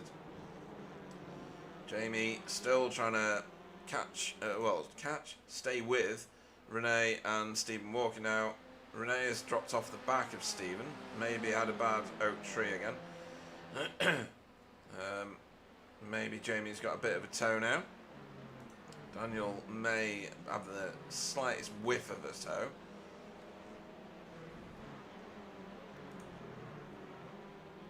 And Stefan Goebel, again, so far, I'm not going to curse him. As soon as I say it usually, like a car drops out of the heavens and lands on top of his. But he's having a solid performance. Right then, let's do that so that we can do that and bring you the battle box. Why is the battle box not working? Don't know. Hide, show. No, that's not working. It's broken. Right, Thomas Dandridge, the only visitor to pit road on this lap. This must be the cutover between, you know, one strategy and another. You usually find that you're the only lone gunman when you've chosen a tactic that nobody else has. Starting to separate out throughout the field a little. Thomas Asboth has kept with Pete Newman quite well. Ollie Payne has gone to pit road as well. So the others might be just running the tank down, because the more laps you can do on a lighter car, the faster you'll go for a longer period. But then it doesn't always work in your favour. As Jeff Saunders has just been overtaken by RDJ. And these guys are back in their start positions for now. There's other people to pit. And Chesney getting a position put on him by Paul Hurley. Fighting back. And fighting back positively as well. This is good. Opened up that corner lovely, but that Honda is rapid through there, like glued down. Right, so we are 25 minutes in. I am keeping an eye on the time this time. I can't miss 2 checkered flags. Pete Newman setting purple sector times. So he's gone purple in sector 5 and 6. As people start entering from the front of the field, for entering pit lane from the front of the field, only Stephen Walker is, and Pete Newman and Tamas. So there are people that have managed to eke this fuel out just a little bit further. Into the pit boxes they go. Some of them doing it professionally, staying in the outside lane until the last minute, not driving through boxes. Right, so Stevens found himself up here 8.5 seconds clear of anybody. So he can try and put in the fastest lap of the race. Who is the fastest lap of the race? Who is the fastest lap of the race? 156.65, 156. It is Stephen Walker actually. 156.65.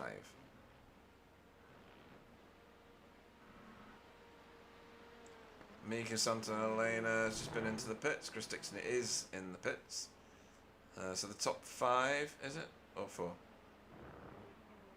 4. Top 4 cars have not pitted. Renee is currently the furthest forward pitted car. And he's got Jamie and Wobbly for company, so that shows you that that's worked out well for Wobbly. He's a lot nearer the guys ahead of him. Daniel Lewis in the background, is that? Yep. Still doing a solid drive.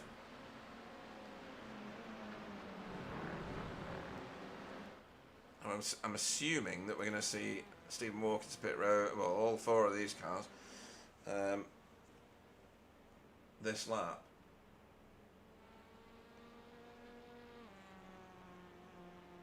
There we go. Thought so.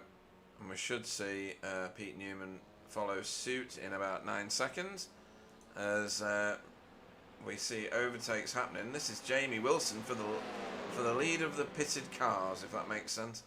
It might be for the lead of the race in a minute. Depends on where Stephen Walker will come out. Although if they battle like that, then Renee's really fighting Wobbly for this one, and so he should. Right, Stephen Walker's at pit lane exit, so he's on his way already. Might not be actually on. Oh, he is. He's back on track. Oh, just.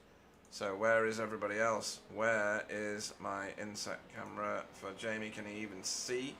Whoa, Pete Newman coming out of the pits there with fast cars passing him. And Wobbly still putting pressure on Renee here. Oh. There was a little touch. Other cars coming out of pit road at the minute. Thomas Dundridge with a slowdown from somewhere. Slowdowns are dangerous. Ooh, and Stefan's been off track. Has he been helped off track, or did he just disappear off track? He's on his own here, but there's cars leaving the pit road. Maybe that had something to do with it. That Tamas. Ah, right, so he's got a bit foxed by the car on his inside. Didn't lose too many places, I don't think. Maybe 3. He got going again after that, so that's okay. Minimum damage done. Right, so Jaden Scotton in the Well, I wouldn't want to be Jaden, really. He's got a champion ahead of him, champion behind him.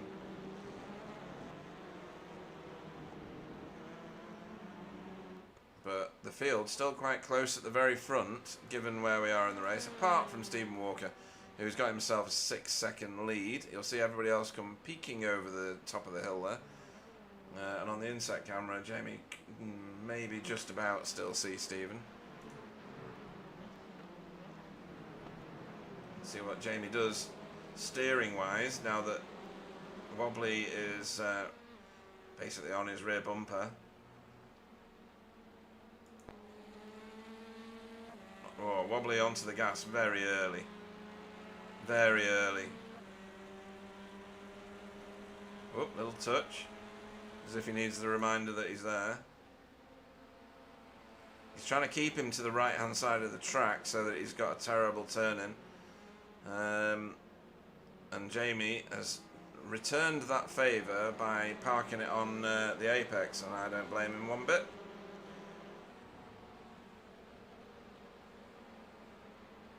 Probably trying to make it go around the outside, but that Audi is good around some of these, intermediate corners. Not too tight, not too broad. Left hooky was defensive, and that set him up nicely to get out of there and through these S's. Stephen Walker's lead increases to nearly 7 seconds due to this battle, and that's bringing Pete Newman, Jaden Scott, and then Sam Blees. This group here with Daniel Lewis just trying to hang on desperately to the back of them. Up to this, not quite lead group, because the lead group is a one-car Stephen Walker, but the next effective group in the lead. Daniel Lewis off track, must have just got a bit of grass. Yeah, it wasn't anything serious, he's still where he was.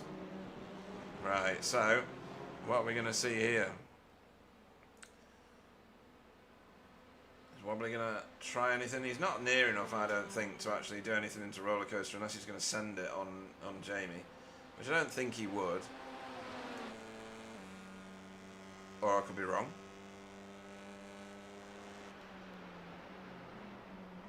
He'll be wanting to make the most of the agility of that Veloster versus the not quite as agile Audi. Carl Hardy's just picked up a slowdown. He's quite far down the field. Probably not getting that quite as correct as he did the last time, and Renee doing a really good job actually.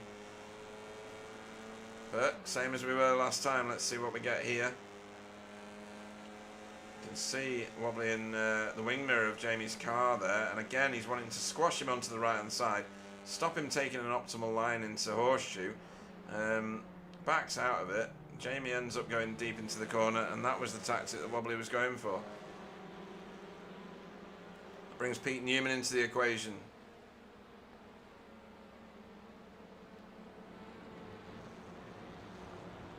And he has brought Jaden with him. Sam Blees. And somewhere just behind is Daniel Lewis. Then you've got Tamas and Ura back to fighting again. These two were fighting earlier, if you remember.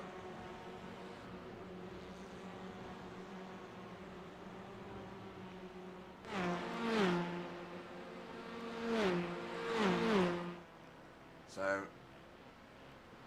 Jamie Wilson finds himself now in 4th place overall.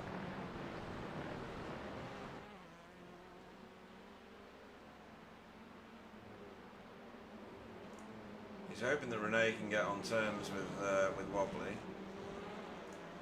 Pro Championship at the minute is swinging, as it stands right now, this second. Jamie will get some more points than Pete Newman in this race.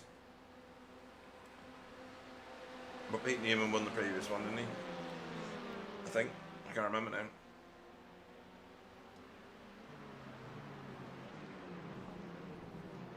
So have a quick look who won the previous race. Oh no, Wobbly. Yeah, and Jamie didn't do quite so well that one. Okay. Let's get everything back where it was. That's what stops my track map popping up. Right, okay. Pete Newman now has really closed up on Jamie.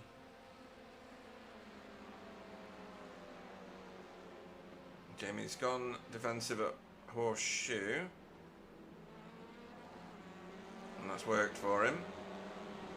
But he's going to lose out on straight line speed on the exit. Doesn't matter though, because the next one isn't that far ahead down the track. Jaden Scotland not staying close enough, I don't think, to beat Newman right now. Maybe focused upon Sam Blease in his rear view mirror, as all sorts of things have just happened. So Tony Walker's just passed Daniel Lewis. Chris Needham has just overtaken Mika. Yeah, Mika Santa Helena. Stefan's just overtaken Thomas Dandridge. Why is everybody fighting right now?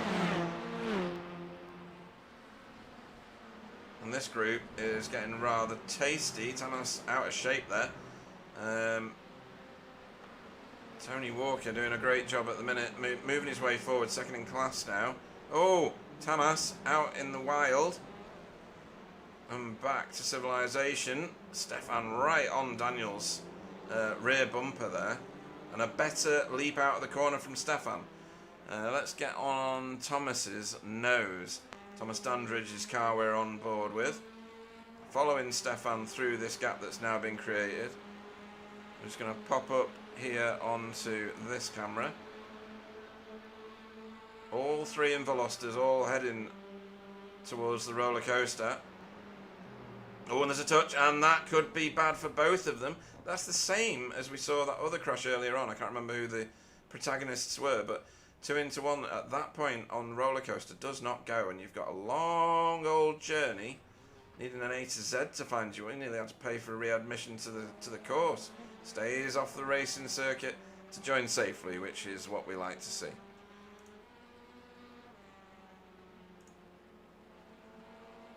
Right, Colin Corney getting very excited about everything that's going on. All the pros gathered, and what a great bunch of drivers, says Sir Alan. Right. Jamie Wilson now, feeling the pressure of having Pete Newman in his rear view mirror. He's good under pressure though.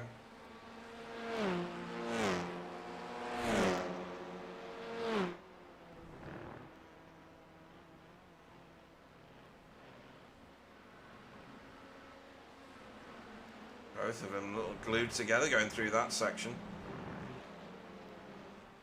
This is the closest battle on track. Renee has not been dropped by Wobbly at all. He's doing a fantastic job.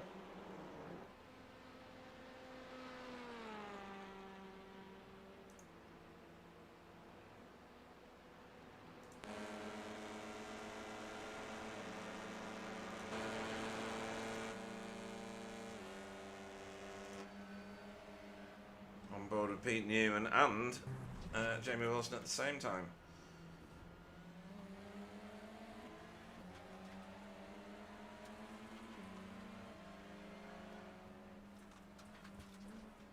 I just realised I hadn't reset my cameras for the Honda after last week's arboreal exercise of showing mostly trees and bushes last week at Monza combined.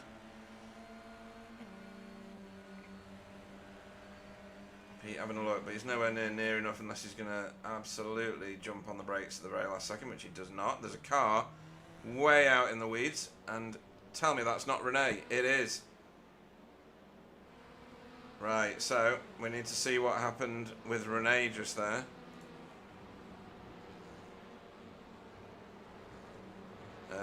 It's this. So he's lost 3 positions here on his own. Chasing down Wobbly and outbraked himself. I mean, that's the razor's edge that they're racing on. The difference between a brilliant corner entry and sending it straight through on yourself. It's a shame. He'll make the time back, I'm sure of it, as Pete Newman's got through now on Jamie. Dietmar's overtaken Jeff Saunders further back as well. Why is Renee... Oh. Maybe I was wrong. Now he's got a meatball as well for the trouble of, I think, probably hitting that other wall. Let's just see what happened. Did Sam Blease go off with him? Sam Blease has slowed down heavily. Don't know why. And I think Renee's been caught out by that. So it wasn't the wall that he hit, it was Sam's car. Don't know why Sam would be going so slow, but there'll be a reason for that. That's, yeah. I mean, they can speak to one another, so there must be an opportunity for Sam maybe to tell him in chat inside the iRacing simulator that I'm going slow for a reason. Maybe he didn't think he needed to. That does open up the front of the field now quite heavily as Renee goes to the pits for his fast repair. Hopefully the damage can be limited to not losing too many positions, but there's a lot of cars coming past at the minute.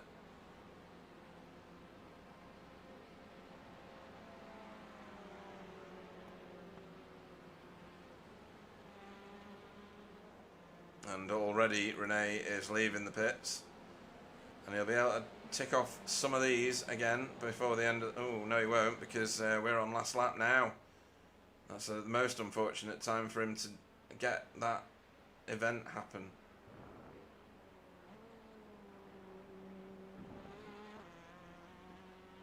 That's a real shame. And detracts really from the great performance of the rest of the race. Lots and lots going on in terms of battling still. Jeff Saunders seems to be in so many battles today.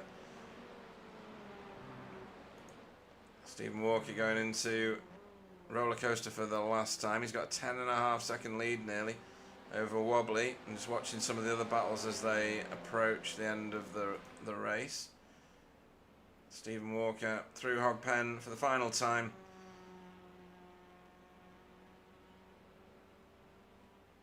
And over the line, Stephen Walker. He's no stranger to this. And a race victory for Stephen. Wobbly flashing his lights over the line. Well earned second place. And then a lot of other cars coming over.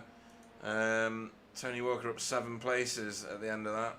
It's not all doom and gloom for Cutting Corny though. Dietmar Hoos is currently up a whopping 13 places from the start, and Jack Brown's still overtaking cars further back. As long as he stays ahead of these three that are absolutely hunting him down now. Jaden Scott at the back of this. Yep, he has. He's kept that. Jack Brown round that last bit of corner, letting somebody go here. Obviously knows him from a different league potentially. Let Fraser Garrity go there to get more points. Over the line here for Mika Santalena and Chesney, following his sister teammate over the line there. Oh, and the battle box works at the very end of the race. Brilliant. High drama. They've still got cars racing actually. Carl Hardy much delayed, as is Chris Dixon. First one over here, though, is Carl. And Chris Dixon will be the last car to finish. No rush. Great drive from Mr. Walker, says Sir Alan. Absolutely.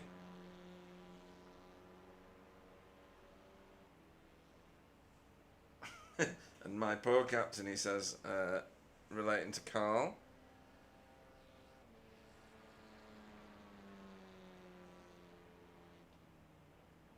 There we go. Right, so that was the end to quite dramatic races. Virginia did not let us down at all. That was really good. High drama throughout that. So let's just run through the finishing order for the second of tonight's races. Stephen Walker was your race winner for BSTV Esports. Teammate Wobbly finished in second place there. And third was Pete Newman.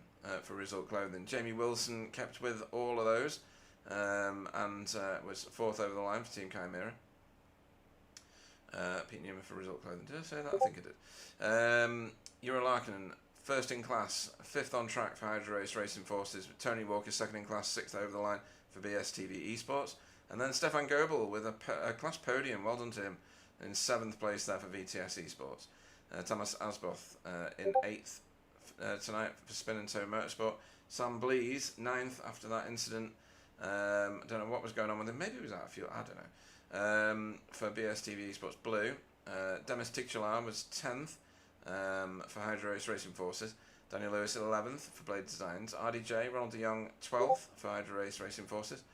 Diemar Hoos 13th for Cutting Corny TCR team. He was up 13 places by the end of that race. Massive. Jeff Saunders 14th for JC Academy Silver. Thomas Dandridge 15th for Verve Racing. Jaden Scotton out of what you would normally see him in position. 16 for JC Academy Gold. And Chris Needham 17th for Smart Racing. The first of tonight's AM class cars over the line. Fraser Geraghty tonight for Insignia Motorsport. Well done to him. Class victory there.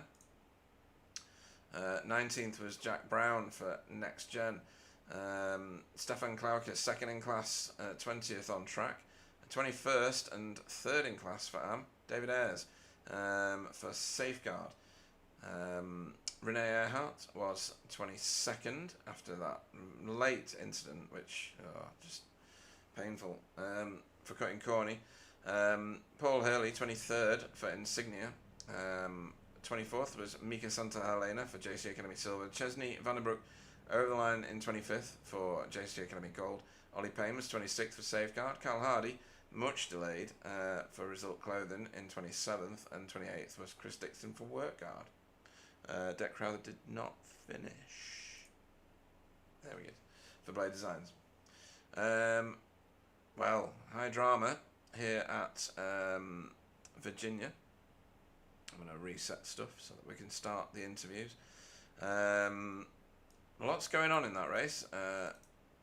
Some of the stuff that we expected, some of the stuff that we didn't. A fair amount of incidents in places. We've seen incidents before on Virginia, particularly going into the roller coaster. Let's go and find a car on track. Where is everyone? There they are. And why am I on pause? Don't know. Wasn't supposed to be. We're going on to a slow-mo so we can get rid of the sound of the racing so that we can hear the sound of the talking. In fact, I'm just going to mute iRacing. There we go. Right, let's see who's up for an interview.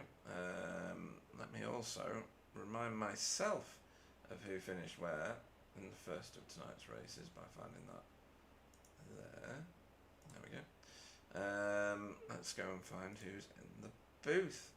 Well, we better speak to the first ones first. So send the kids to bed, folks, because Wobbly's in the booth. Hello, Pete. Hello. So where's Jay? Where's Jay? Jay had the blue screen of death. That seems like a lame excuse. And yeah, I've seen the pictures. So still seems like a lame excuse. So where are you on here? There you are. So a good points haul for you tonight, first and second respectively. We saw some very robust. How do we put it?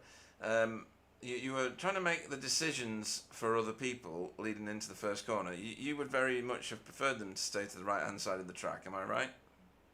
So we were just discussing this before you moved me in. I think I did it twice in a row, or maybe like a lap in between. And the first time it happened, I was a bit too aggressive. And the thing is, I know how Jamie drives, as in, of course, me and Jamie had entanglements in the enduro races, like in Daytona and as well in on Monza. And in the Monza, I think was more on me than on him. And I wouldn't do this to everyone. Like I know how Jamie drives, and I know that if it goes wrong, it goes wrong. I mean, but the thing is that I know how respectful he drives, and we tend to give each other as little room as possible within the limits. the second time was within the limits. The first time was a bit sketchy. Yeah, okay. From my side, not from Jamie's side. Okay. Understood. We'll get Jamie's thoughts on that shortly, I'm sure. But Virginia has certainly given you quite a lot of work to do this evening. Neither race was particularly easy, I don't think. You only won by 0.3 of a second over Jaden in the first race. Talk us through your races. Did you have any highlights in there other than what happened with Jamie? And I think there was an incident with Renee, was there? Can't remember. Maybe not. We touched, but there was no himself. Incident. Yeah, that's right. Yeah. So I think the first race, Book had massive pace on this track, and he always has. Yeah. And I was pretty confident with my pace because I did the officials, driving against Porter second and Ross, and I think I ended up on like 1.8 seconds behind them, which is like insane. So I used the same setup initially for that, and in the sprint race it worked. And then me, Wook, and Sam, which is lovely to have him back, got talking about the setup, and I changed something, and it completely I wouldn't have I would have had Book's pace. Yeah. In the second race, but I definitely would have had more pace. But it's just a gamble I took. But yeah, the first race, Wook had the pace, and I couldn't sprint the lap to get in quali. Ended up in third, and told Wook, I'll do whatever it takes to haunt Pete as much as I can to create you a gap. Yeah. And that's what I was trying to do, and got the slowdown at a certain point. Mm-hmm. So we lost it. Then Pete got the slowdown. Wook came back through. Wook made a mistake, and then Wook decided to kill Pete. Sort of. Yeah, sort of. No. Yeah, I mean, I think he just he hit. I think he clipped the grass on the inside of turn 1. He did, yeah. Just and then just spat him wide. Obviously happy with the win, but yeah, since I'm not really doing the full championship, I would have gladly given it to Book if I had the opportunity. Yeah. We saw you hand over a position last week to Tony at the end of the race for the same reason. Yeah, I wouldn't have done that if it was like he was so far back. I wouldn't have pulled out of it if I was still in the fight. But after the incident, there was no use doing so. Yeah, and in the second race, I think that there was an incident after the kink. It isn't the kink, but I got through like 4 cars. So did Jaden and Book, and Book had again amazing pace. I was hoping to pull him off because we figured that it was between us because Pete almost killed me. Right. He missed his brake mark, and then Jaden also made a mistake somewhere. I think. Yeah, he did. So it was between Wook and me, and I was looking at Book's pace and thinking, oh, if I pit now, he might get stuck in traffic, but he didn't. And then I bogged down in the pit lane for like 2 or 3 seconds, so it cost me like quite a lot. But I had no answer for Book's pace on the feature race, so I think that he did a really good job there. No, well said. And where do we go next week? Any idea?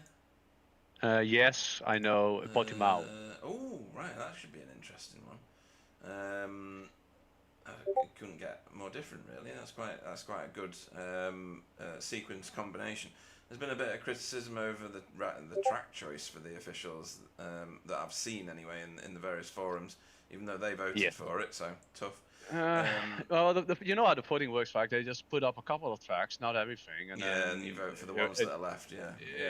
Yeah. So the ones that are left, that like the combined ones, I think it's good to like us every other season or every like 4 seasons have like a weird one in it, like something like that. I think that's good. Mm-hmm. But I definitely like Portimao. Wook loves it, but he's not there, for example. Okay. But yeah, I've been a bit on the fence, especially for the first bit of the officials. Besides that, I don't really have the time to do every race. But it was definitely not my not my first choices. No, okay, no, that makes sense. BSTV doing a strong job in the team championship, and tonight will do the team an enormous amount of good. It's a really strong points haul. You got to get past Team Chimera before you can take on, or is it? Have I got that the right way around or not? Hang on. I think it's Team Chimera, and with Simon not being here today, and me trying to do everything to kill Jamie, and give him incident points. No, I think that we did a good job for the team. I'm not completely 100% sure if I'm here next week. I know that Steven isn't, Yeah. Tony definitely is. Tony did a good job again on his Pro AM championship. So I definitely would vote for him going to Pro next season. I mean, this can't continue. I've been keeping the meme alive. It's a good meme. I think he'll still argue that while you're managing to get the better of him in races, then maybe that's not the case. But I think it's consistency with Tony that has brought him into the position he is right now. Oh yeah, he's been solid all season, but barely a wheel put wrong. So hopefully that's not absolutely cursed him for the next time he's on track. But you know, but yeah, great racing tonight. Any shout outs that you want to make before you leave the booth? Obviously not me. Yeah, so definitely look at, obviously not Jay because he didn't have Blue Screen of Death. I mean, let's be honest. Next time, just pull me in if Jay's not here. I'll be happy to assist you when I can. But yeah, Tony for being there and complaining the whole race. No, I'm just kidding. Wook also, it's been good having him in the chat, and it's lovely to see Sam back again, trying to convince him to drive a little bit more often.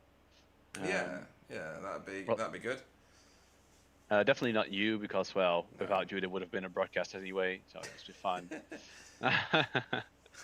And cool. I got one question before I leave. Oh no, this is gonna make me reset the whole broadcast, isn't it? No, it didn't. Oh. It doesn't.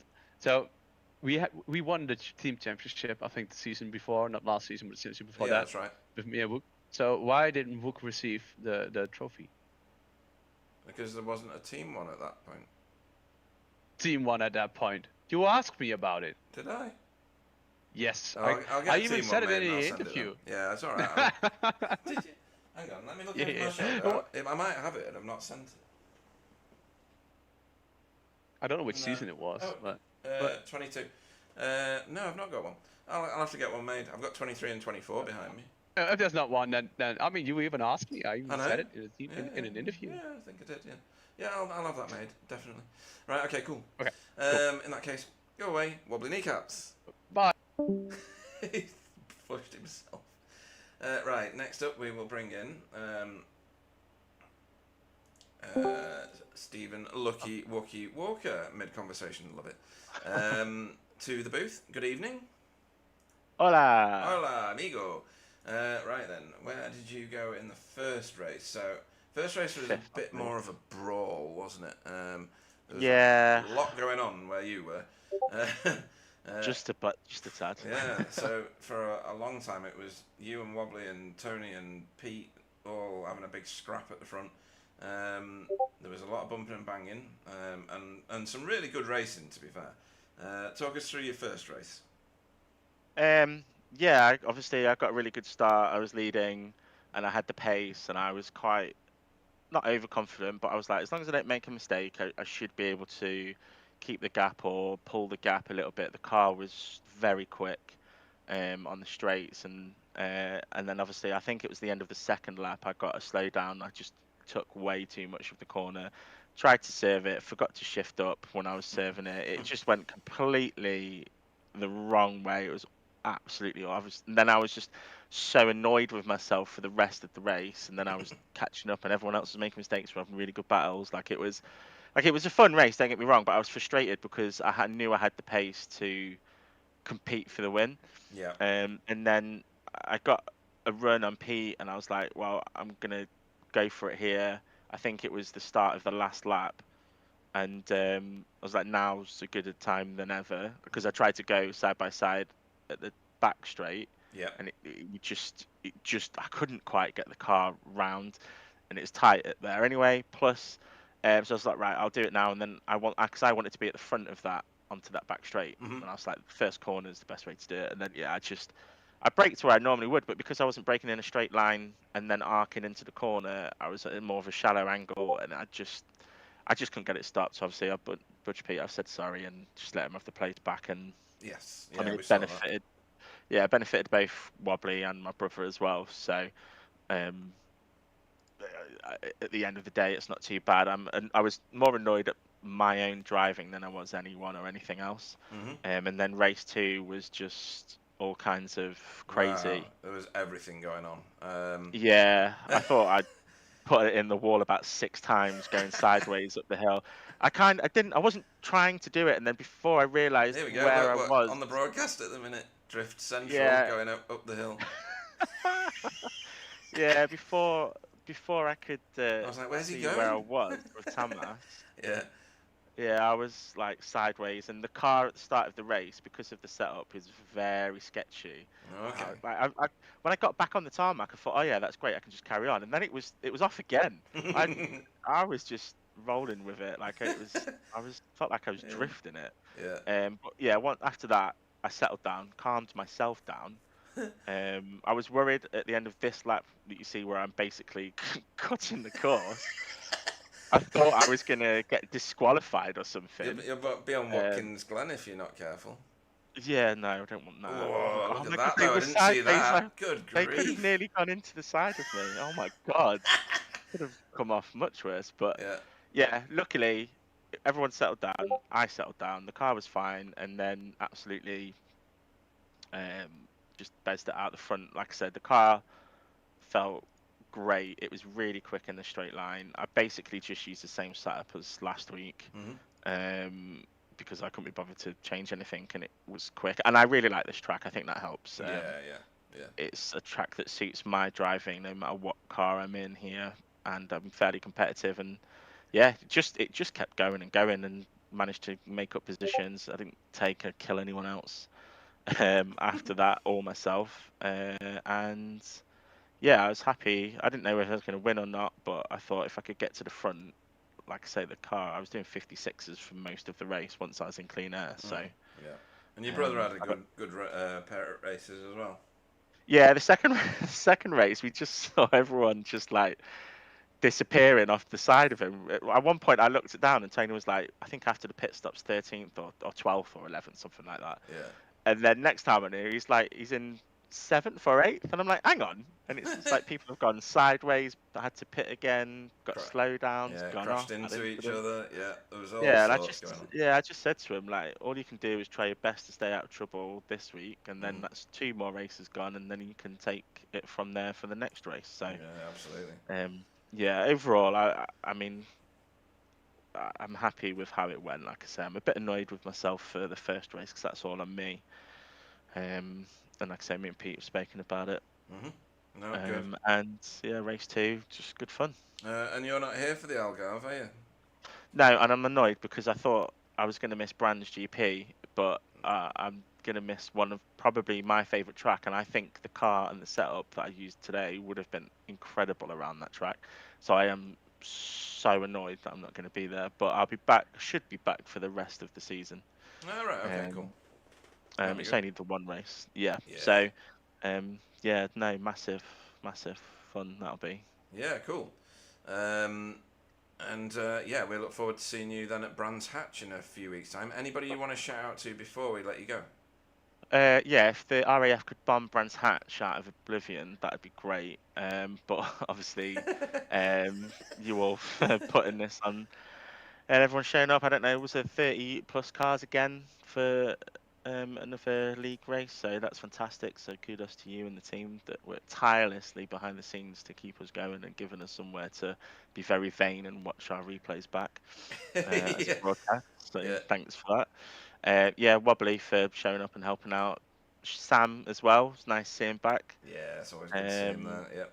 And having good old Sam fuel saving and pitting too early as usual. I thought he pitted for damage. He pit that early. I thought he pitted for damage. I think he did have a bit of damage, but he was like, "Oh, I think this is the earliest I can pit," and then it was too early. He needed to save not a crazy amount, but enough so he couldn't really push. But he still ended up.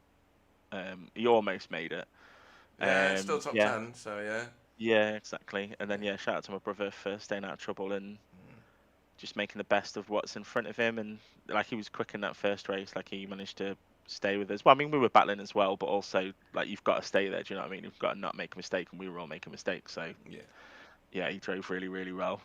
Proud of him. And then just everyone, also like Pete, Jaden, absolutely love racing Jaden. It's brilliant. Like it is so, it's like it's right on the edge exactly where you want it when you're racing someone. It's respectful. I don't think it's ever over the top. I hope he doesn't feel the same about me. It's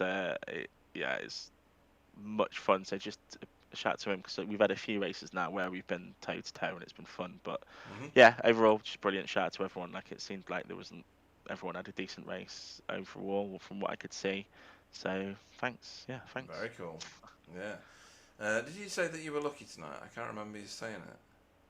I don't think I was lucky tonight in any way, because I messed up the first race quite a lot, and there was no luck in that second race. I had to battle for every single part of that, and I pushed the car as much as I physically can on my skill level, which isn't good. So I really enjoyed the second race when I was making my way through. Like I say, the combination of the track and the car, it just suits me, and that's why I tend to have decent races around here. Right. Okay. Well, Stephen Walker in a not lucky shocker here at Virginia, and we shall look forward to you racing with us at Brands Hatch in a couple of weeks' time. But you're gonna love it. It's gonna be fine. I'm not. I'll be in the barrier. Which one? All of them. All of them. Yeah. Oh well, we're going to enjoy it either way. Stephen, lucky Wookie Walker. Cheers, guys. Thank you. Right then. Next up, who should we bring in? Let me see who did what in the. Oh yeah, we're gonna go. Let's go and get. Where's he gone? Oh, Jaden's disappeared. Right, I'm gonna grab. New boy Jack Brown before he leaves the booth, because he's worth talking to, I think. Good evening, Jack. Do you have a copy? Good evening to you, Pete. How are you doing? Yeah, good. All right. Now that you're definitely talking to me, I'm going to put the camera on you. You're quick, you. Yes, you've told me in the chat that you're pretty new. I could tell that by your iRacing number, because when they're in the start with the ones these days, you're pretty new drivers. But that doesn't make you any kind of slow driver, does it? Good grief, you're very quick. Yeah, I guess I just picked the knack up for it pretty quick. Yeah, no, I've had it for about a month now. I'm really enjoying it, to be honest. 1 month, I have to hate you, because you're already faster than me, and I've been doing this since 2013. Yeah, this next gen. Talk to me about the team as well while you've got the opportunity. Yeah, no, I originally jumped in with a different league with a guy called Adam Delmont, and basically he just introduced me to sim racing, and we got a rig built, came in at there, and he just asked me if I wanted to team up, and then threw me into next gen. But next gen's a bit sweaty. It's a bit sweaty. What? It's yeah, you'll need some air dryers for that. Oh, really? Okay. There's a lot of sweat coming off the back of them. Right, I see. Yeah, well, you're going to fit right in if they're a quick team and you've been asked to race for them. So it's a good group of drivers that you're racing with. They're very, clean but fast, very fast. It's a good place to learn your craft in this particular league. If you're also interested at SRL, you race with a lot of these drivers as well on a Friday. There's a bunch of these leagues, and I think that the TCR is going to get more and more popular season to season because there's more content for it. I believe in the next iRacing year, which is not that far away, just 4 weeks away. So yeah, you've joined at a really good point. It's clearly not your first racing game in inverted commas. Nobody picks it up that fast. Whether that's, I don't know, Gran Turismo or something like that. Usually someone's played that before they invest in the huge amounts of cash required for iRacing. But yeah, it's great to have you in the league. Hopefully you can join us for as many of the races as you can do to the end of the season and into next season. How's your calendar set for Wednesday nights? I think some of them might be interrupted by work. Boo to work. I know. Sorry. Okay, no, it's not good. Yeah, I'm in an SRL at the moment. That's going all right. Yeah, but in terms of the driving standards in here, that it's definitely a lot better. Everyone has a lot more patience, and everyone doesn't think that you're winning into turn one, Yeah. which is absolutely brilliant to see. To be honest, I had a brilliant race besides getting disconnected. Yeah. What the hell is that? Was that just a dropout? Genuinely, I've never seen it happen before. Oh. I were really shocked. I think it was packet loss if I'm not wrong. It usually is your packet loss drop. Yeah. So yeah, it's where iRacing can't tell where you are because the ping is too short. Sorry, too long. But yeah, it's a shame that happened. You were very competitive, but you made up your ground in the second race, up 10 places. It was a pleasure watching you race. Are you going to be able to join us for the Algarve, or does the pesky work get in the way of that one? Is that next week? It is, yes. Yes, I believe I should be there for that. Oh, very good. You got some tracks to buy, I think, if you want to race the TCR officials, because they're not all content like Virginia. So yeah, it's going to be good. Anybody you want to shout out to or thank before we let you go? Paul Hurley for getting me in here. Yep. Very much appreciated for that, and obviously the next gen team. Absolutely. And good shout outs. We shall look forward to seeing you hopefully at the Algarve next week. The Superfast, Jack Brown, everybody. Thank you, Pete. Right, next up, we're going to go grab Mr. Wilson. And the only reason I grabbed Jack was just to make sure I could talk to him before he disappeared. But welcome to the booth, Jamie Wilson. Hello, hello. Hello. Fraser just won the sweepstake of who was going to be dragged in next. Well, you know, when you've performed as well as you have tonight, in the face of Wobbly's over-affectionate approaches to turn one, you did, what did you do in the first race? Trying to find you. 8th in the first and a very impressive 4th in the second. Could it have been any higher in either of those? Because I think you're so. up there for the. You are seriously up there for a sniff at the trophy. Well, that's probably a bit generous, but the target is just do as well as I can. So in that sense, I'm doing kind of all right. Yeah. The frustration for me tonight, I think, was that I kept making progress forwards, and then it would last about 10 seconds, and then I'd lose that position again from someone else. It just kept happening, which is not frustrating in the sense of, I think I could have done better. It was just the way it happened to work out, but it was just a bit like, Yeah. You get races like that from time to time, though, don't you? And I know that you like Virginia. I mean, how can anybody not like Virginia? But yeah, it felt like when you were out in front towards the end, towards the beginning of the second race, I thought, oh, this is going to be good for him.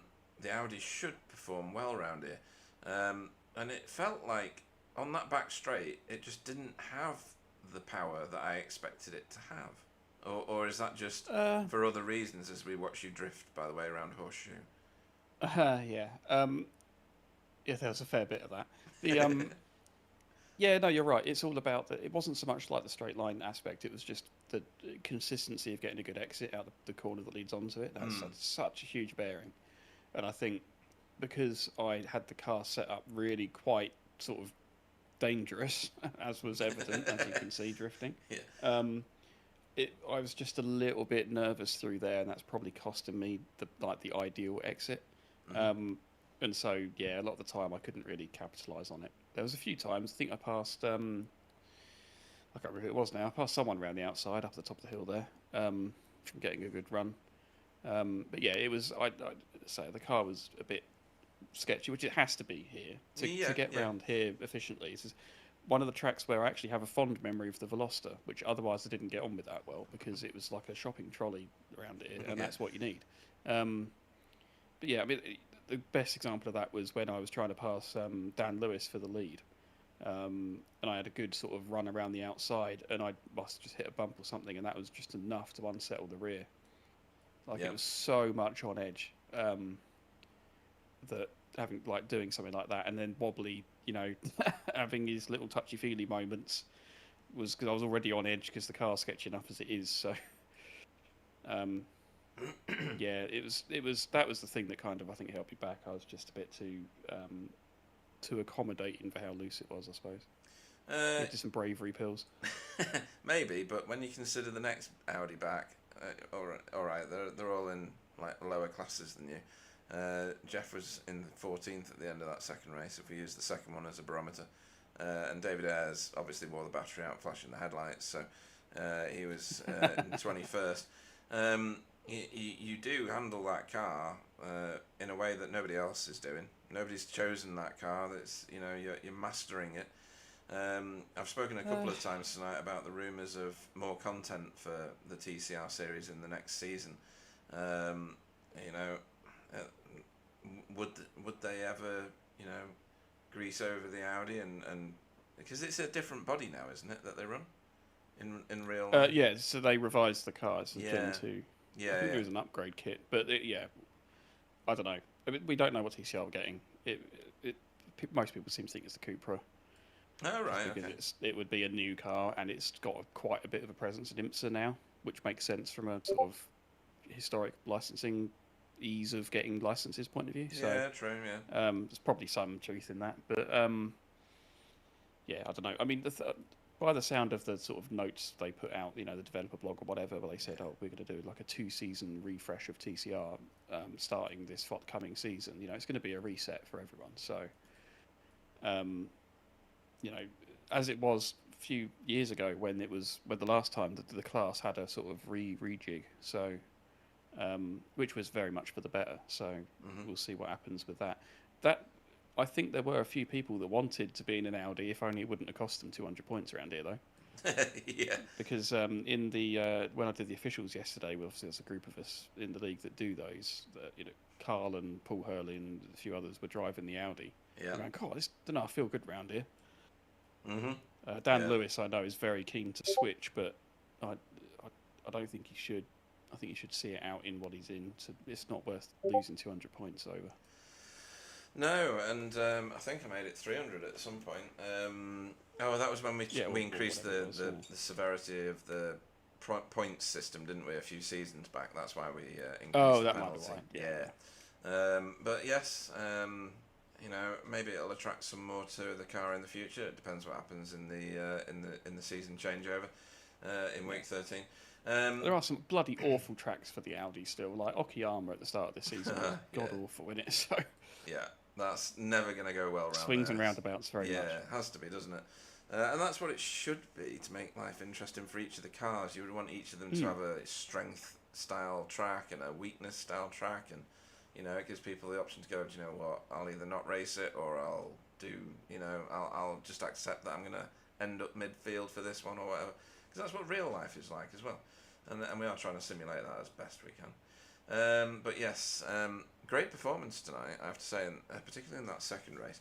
But I do get what you were saying about 3 steps forward, 2 steps back. Yeah. It's snakes and ladders to the front of this field. It was fair. Snakes and ladders is a good analogy. It was that last one that was like, it was the most, not frustrating, but it was just typical, where Rene had gone off at turn 1. Yes. I'm back up to third of whatever it was at the time. And then Pete Newman's then chewing on me. Yeah. And then manages to get past. Oh, God damn it. No, well, it was, if it makes you feel any better, it was fantastically entertaining for me, and you've got plenty of footage to watch on the broadcast.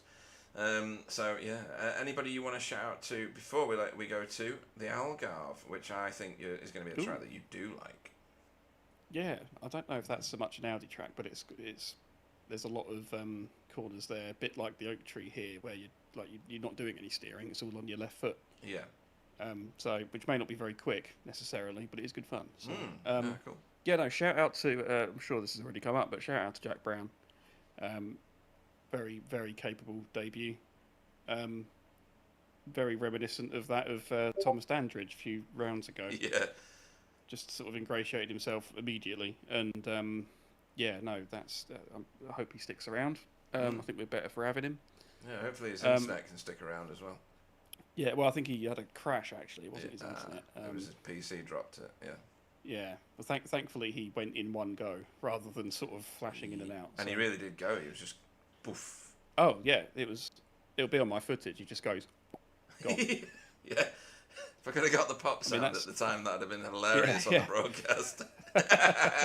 Yeah, classic. But yeah, he didn't go full Bingham. No. And be a menace. Nobody could do that. Netcode for a while. Yeah, that's exclusive. And shout out to the wallet of Jay Cooley.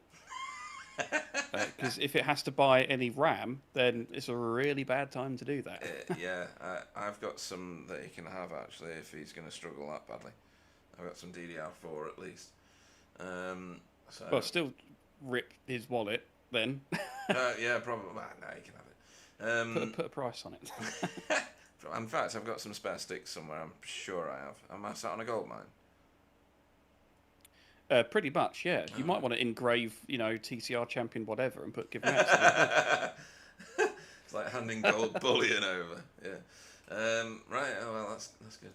But and shout out to yourself for doing a solo broadcast as a result of all that. Well, yeah. Cheers. We do it for the love of it, of course. But yes, it's going to be great to see you in that Audi this time next week at Portimao. Jamie Wilson, everyone. Cheers, Pete. Totally not ready to evict him just then. Right, next up, who have we not spoken to? Let's see if Fraser is right about the next selection of driver into the booth. Fraser Geraghty, good evening. Good evening, Pete. How are we? We're doing very well, but not quite as well as you, getting top of the class in the second race. It was tough though, getting there. It was tough. It was tough for everybody in every sense. That was one of the first race was the worst for me because everybody was racing constantly and it was everywhere in the field. I couldn't even find a bit of the timing tower that wasn't red. So I didn't know where to put the cameras. I was missing crashes, missed the entire end of the race. I think I picked up the back end of your class crossing the line. But you got, where did you end up in the first race? 25th. We won't talk about the first race. It never happened. Right, that never happened. It never happened. Yeah, I'll make that disappear then. That's fine. Second race, nobody could stop you. You were picking them up and putting them over your shoulder, dead easy. You got some gifts along the route as well. Do love a freebie. Do love a freebie. It's good, isn't it? You think, oh, this is gonna feel so good when I move up 2 places. Or if you're like me, then you just bin it on the next corner because you're so excited that you've moved up 2 places. You give away 4. That was usually my tactic. You mean what happened when, can you drag him in a minute as well? Because we actually worked well as a team today as well. Oh, there he is. There we go. Right, let's bring him in. No, I've just put him in a different room. He won't know what's happened now. Let's bring him into this room, shall we? Oh, where have I put him now? I'll put him back in the interview. This is really going to confuse. He's not here, Pete, and you fall apart. How did you enjoy your journey, Paul? Because you went to BSTV Team Pink, which I don't think you got access to anyway. Back in the interview room and now in the live booth. Wait, how are you doing? You okay? Yeah, I don't mind going to BSTV Team Pink. It sounds... Is that a euphemism? No, it's actually Wobbly's team. You don't want to go there, honest. You don't want to go back on Only, Pete. Oh dear. He's only just cleared the itch, Fraser. Yeah, so Paul Hurley in the booth, everybody. We've got you both on the screen at the same time, looking resplendent in your insignia liveries there. But yeah, you were doing some good team driving in the qualifying session, I saw. And Fraser, you got what was that? 5th in class in the first one, was it? Something along those lines. I thought I was last, to be honest. But no, okay. No. 1, 2, 3, 4, 5. I was 6th in class in the first one. Paul was 18th finish in that one. And then in the second race, you got roughed up a bit, Paul, didn't you? I did. Christmas came early from Mr. Mika Santa Helena. Ah, yes. But, he's a young lad, so just not throw too much shade on him. No. And we don't want him to hurt his paint because I really do like that paint livery that Jay's managed to put on that car. But yeah, it was a bit of a rough ride for you. Yeah. I've spoken about SRL a couple of times tonight, and you've brought Jack into this league. You've encouraged him to join this one. I think he enjoyed himself. I don't think he enjoyed what his PC did in the first race. No, he was riding like P9. Oh yeah, PC. yeah, he was really fast. And He's got some pace, the boy. Oh yeah, and I don't know what he's done before iRacing. He said he's only done this for a month, but he must have done other racing. He's only on his rig for 2 months. Right. Okay. So he's just one of these annoying people with natural pace. Yeah, I have to work hard. I have to work hard to be this bad. Yeah, me too. I made a career of it. But you know, I've already told him that I have to hate him because he's that fast after such a short amount of time. But no, thank you for that. And we do self-promote, mutually promote, I should say. So I've already said to everybody, you know, Friday nights is SRL night. I'm not sure about Jack's version of promotion, but oh, okay. let's say no more. Yeah, right, fair enough. Yeah, zip it. But no, a great performance from the pair of you. Tonight was busy, I'll say, on the cameras. Busy. Did you see that one incident with Fraser when he turned into a roof box on top of Stefan's car? Race 1 never happened. We're not talking about it. Yeah, we've already decided. We're not talking about it. We're scratching that off the face of the earth. Once I delete it from the broadcast, it's gone forever. Can I press my magic? Can I press it? Yeah, go for it. Nothing, just an incident. That was race 1. you know on Top Gun when they go inverted with the MiG. Yeah. It's a bit like that. Oh, I'm gonna have to find that now. Oh dear, that'll make a good screenshot. It won't. It will for everybody else, I can assure you. Oh dear. So we go to Portimao next week. How do you both go there? Fraser, is that a track that you like, or have you not raced it? I don't know. I don't know. I'll let you know on Tuesday or Wednesday. Oh, excellent. Okay. Half an hour pracky tonight. Let's go for it. Let's go. Really? That's all I've done. That's yeah. Brilliant. And you got top of the class in the second race. Yeah. Very, very cool. All I know, we're just going to ride the teamwork train, aren't we, Paul? We've got it dialed in now. Mm-hmm. Giving each other the toe. Paul, can I have a tap for a lap and we'll swap back? I'll give you the draft and the bump when you need it. We've got it dialed in. Yeah. Saw that a couple of it's times. It's just shame that it's just always at the bottom of the table. Well, time will develop everybody that puts enough effort in, I guess. But real life doesn't always allow all of us to do that, does it? No. Pesky jobs, damn it. But yeah, it's something to work towards, isn't it? Always. And if everybody was super fast, you just end up with one big pile of cars at the end of turn 1. I mean, we should have a bet, shouldn't we, Paul? That if me and you can work as a team and get P1 and 2, me and you do the commentary for a week, and Pete and Jay racing in Insignia and see how they get on. That'd be funny. That really would be funny. That would be funny. Standards, stakes height there, that is, isn't it? Might get you kicks off of YouTube, though. Yeah. No, only Wobbly manages that, but never mind. Least said about that, the better. That was a few years ago now. But no, it's going to be great to see the Insignia boys back at Portimao next week, if all goes well with a fair wind. Yeah, I'll be there. We'll be there. Yeah, cool. Any shout outs, Fraser, before I let you go? Let's just, because you know me with my big spoon. Cheers for Blade for making race 1 a hot lap. Race 2, obviously just the usual team. Paul, big shout out to you. Jack, obviously backing off at the line and giving me another freebie just to get a few more championship points, which is nice. Yeah. And yourself, Pete, obviously for going to watch stream back, and no doubt you would have done a super job by yourself. I'm in the same place as you though, Fraser. I'd hope that race 1 didn't exist because I completely missed the end of the race. You've not been sitting in those trees again, have you? No, not for that reason. I was so transfixed with 2 of the battles that were on track, it just went straight past me. And I picked it up at position 24 crossing the line. I was like, oh my God. And somebody had even told me in the chat that it was the white flag the previous lap and I hadn't read it. Oh dear. So I reckon you got fixated on those trees from last week when you doing your nature documentary now. I'm not finished hugging them all yet. There's too many. Pete Bellamy. Pete Bellamy. Yeah, somebody said you should do it in the voice of David Bellamy. Hear me on. Oh dear, classic. But anyway, we'll see you next week, Fraser Garrity. Cheers, Pete. See you soon. And Paul, any shout-outs you want to make before we let you go? Just to reiterate what Fraser said, and also great to have Chesney back on track tonight. So yeah, absolutely, good call. And long may SRL continue as well on a Friday evening, a little bit later than this for anybody who's not able to do this one maybe, but can do Friday nights, then SRL is the place to be. Yeah, definitely. And some of the comments are not reflective of the SRL adventure. No, we know they're not. So yeah, we'll see you this time next week. Paul Hurley, everybody. Yeah. Thanks, Pete. Take care.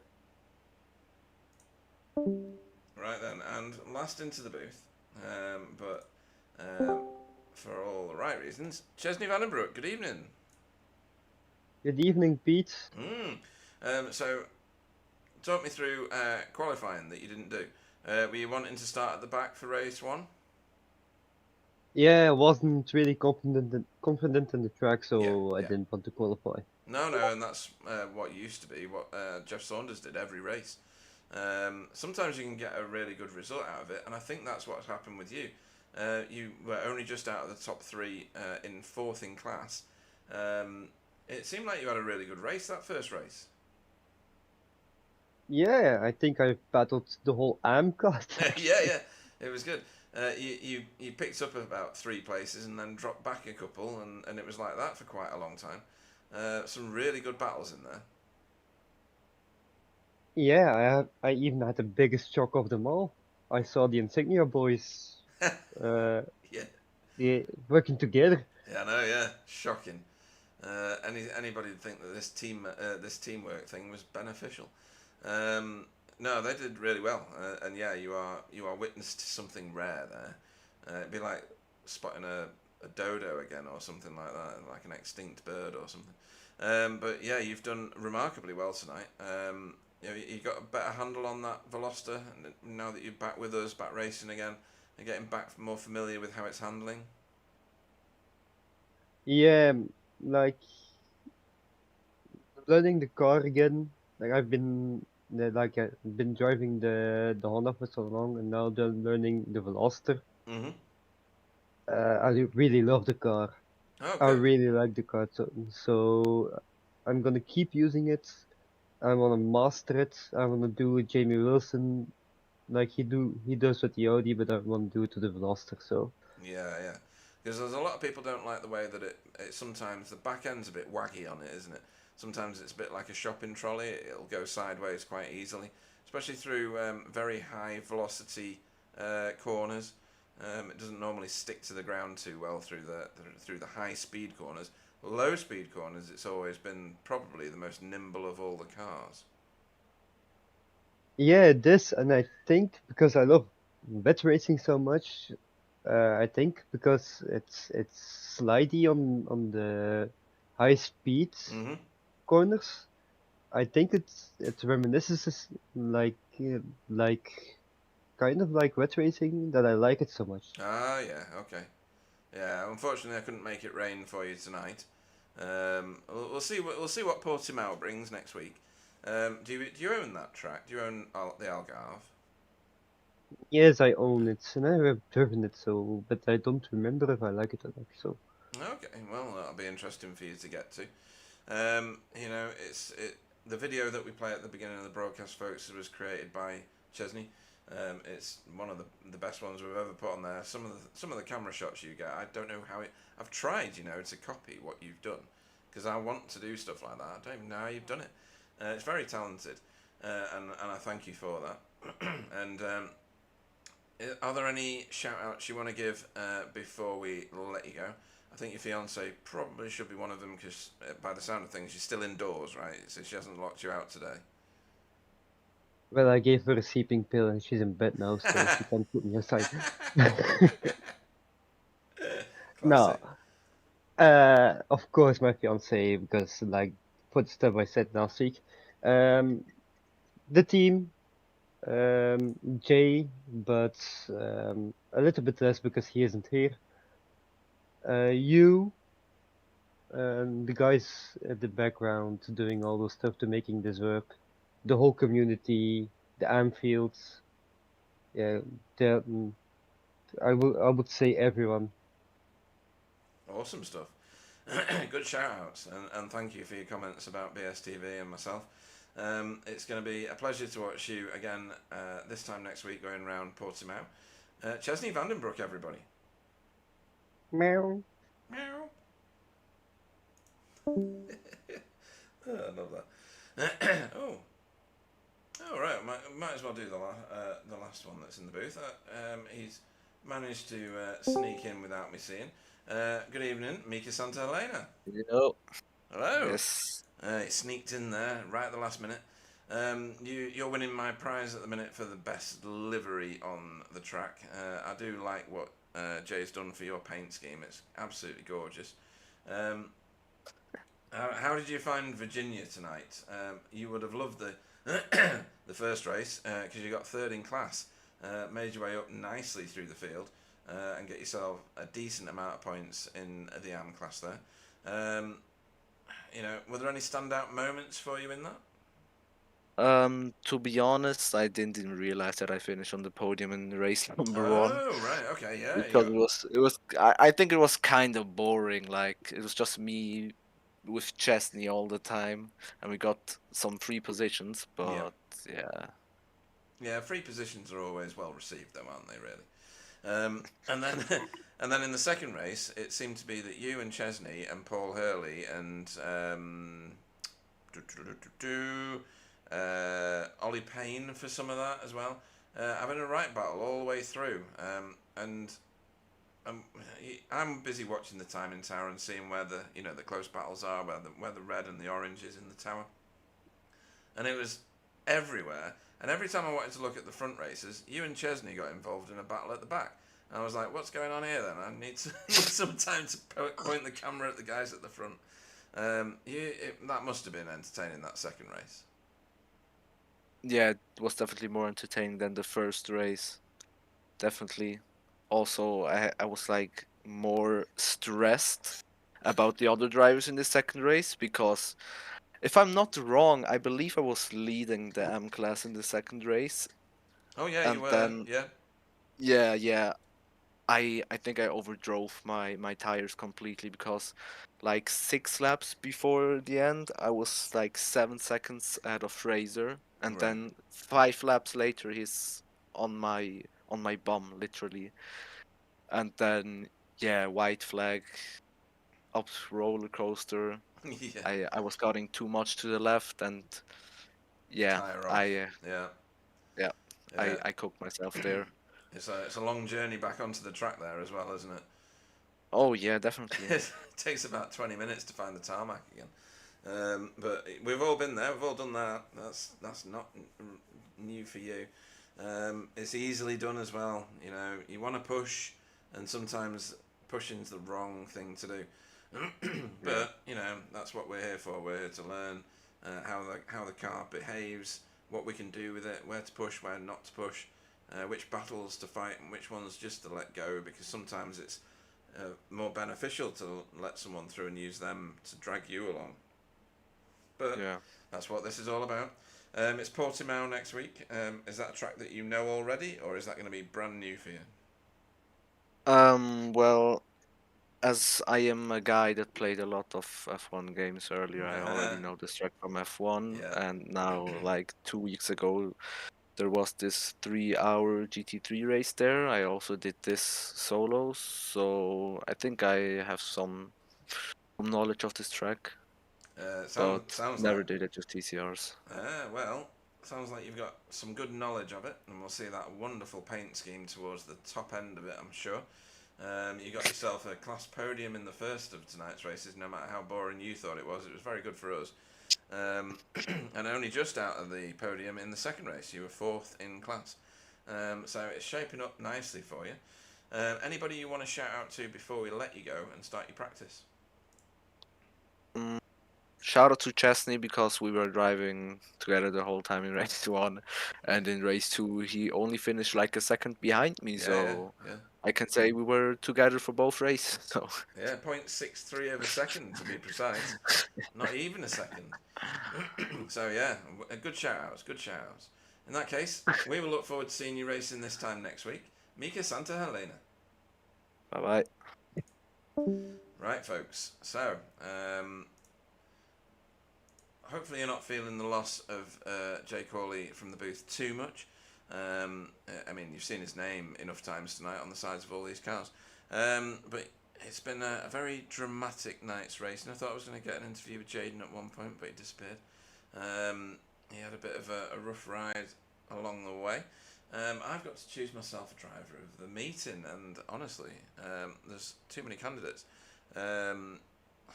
Wobbly, by far the highest point scoring driver of the night, so he's not getting my vote.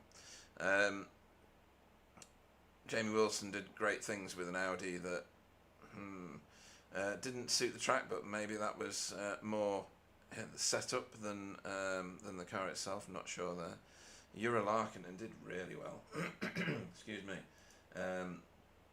He was second in class in the first race, first in class in the second. Tony did similarly, but Tony got an overall podium. He was third in that first race.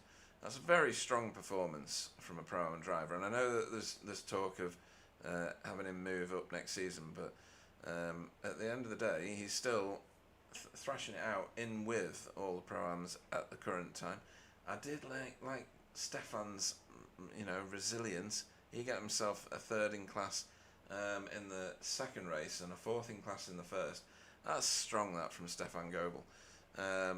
Great to see Sam Blees back with us, but he had his issues, and he's yet to find his speed again, I think, in that Elantra. I mean, he's only this is his first race back for a little while, actually. Fraser did well, and Stefan did, Klauke, the other Stefan, did very well in his finishing positions. But I think my vote has got to go to Stefan Goebel, because he held himself together really strongly in that second race. He started in 5th, I think, finished in 7th, and when you consider that, the 4 super strong, 5, if people are going to shout for Tony Walker, have passed him, he's passed others along the route to stay in a close proximity to where he started. So I'm going to make my vote a Stefan Goebel vote for this evening. I'm just going to go and apply that to the website now. Very solid performance from him. You think a bit better prepared than this, wouldn't you? But I'm new to this. I'm not really. Stefan. So that's another driver now with a single vote. So the back end of this season is going to be dramatic in that regard. But that brings this broadcast to a close, folks. Thanks for racing, if you did do. Tuning in, if you were watching. The chat was brilliant tonight, so my thanks go out to Sir Alan, to Most People Aren't Okay, Quentin Corney, there's quite a lot in there. David Scotland again, he should come and join me in the booth. Mark in TCR, there was quite a lot in there. And poor old Fee, I hope you get better soon. Better to see you on track than see you with a load of lemsips or whatever. But yes, fantastic tonight, folks. Hopefully more of the same this time next week at Portimao, and stay safe, everybody. Missed Jay in the booth, if I'm being honest, and I hope you didn't too much. Thanks, everybody, and I'll see you next week.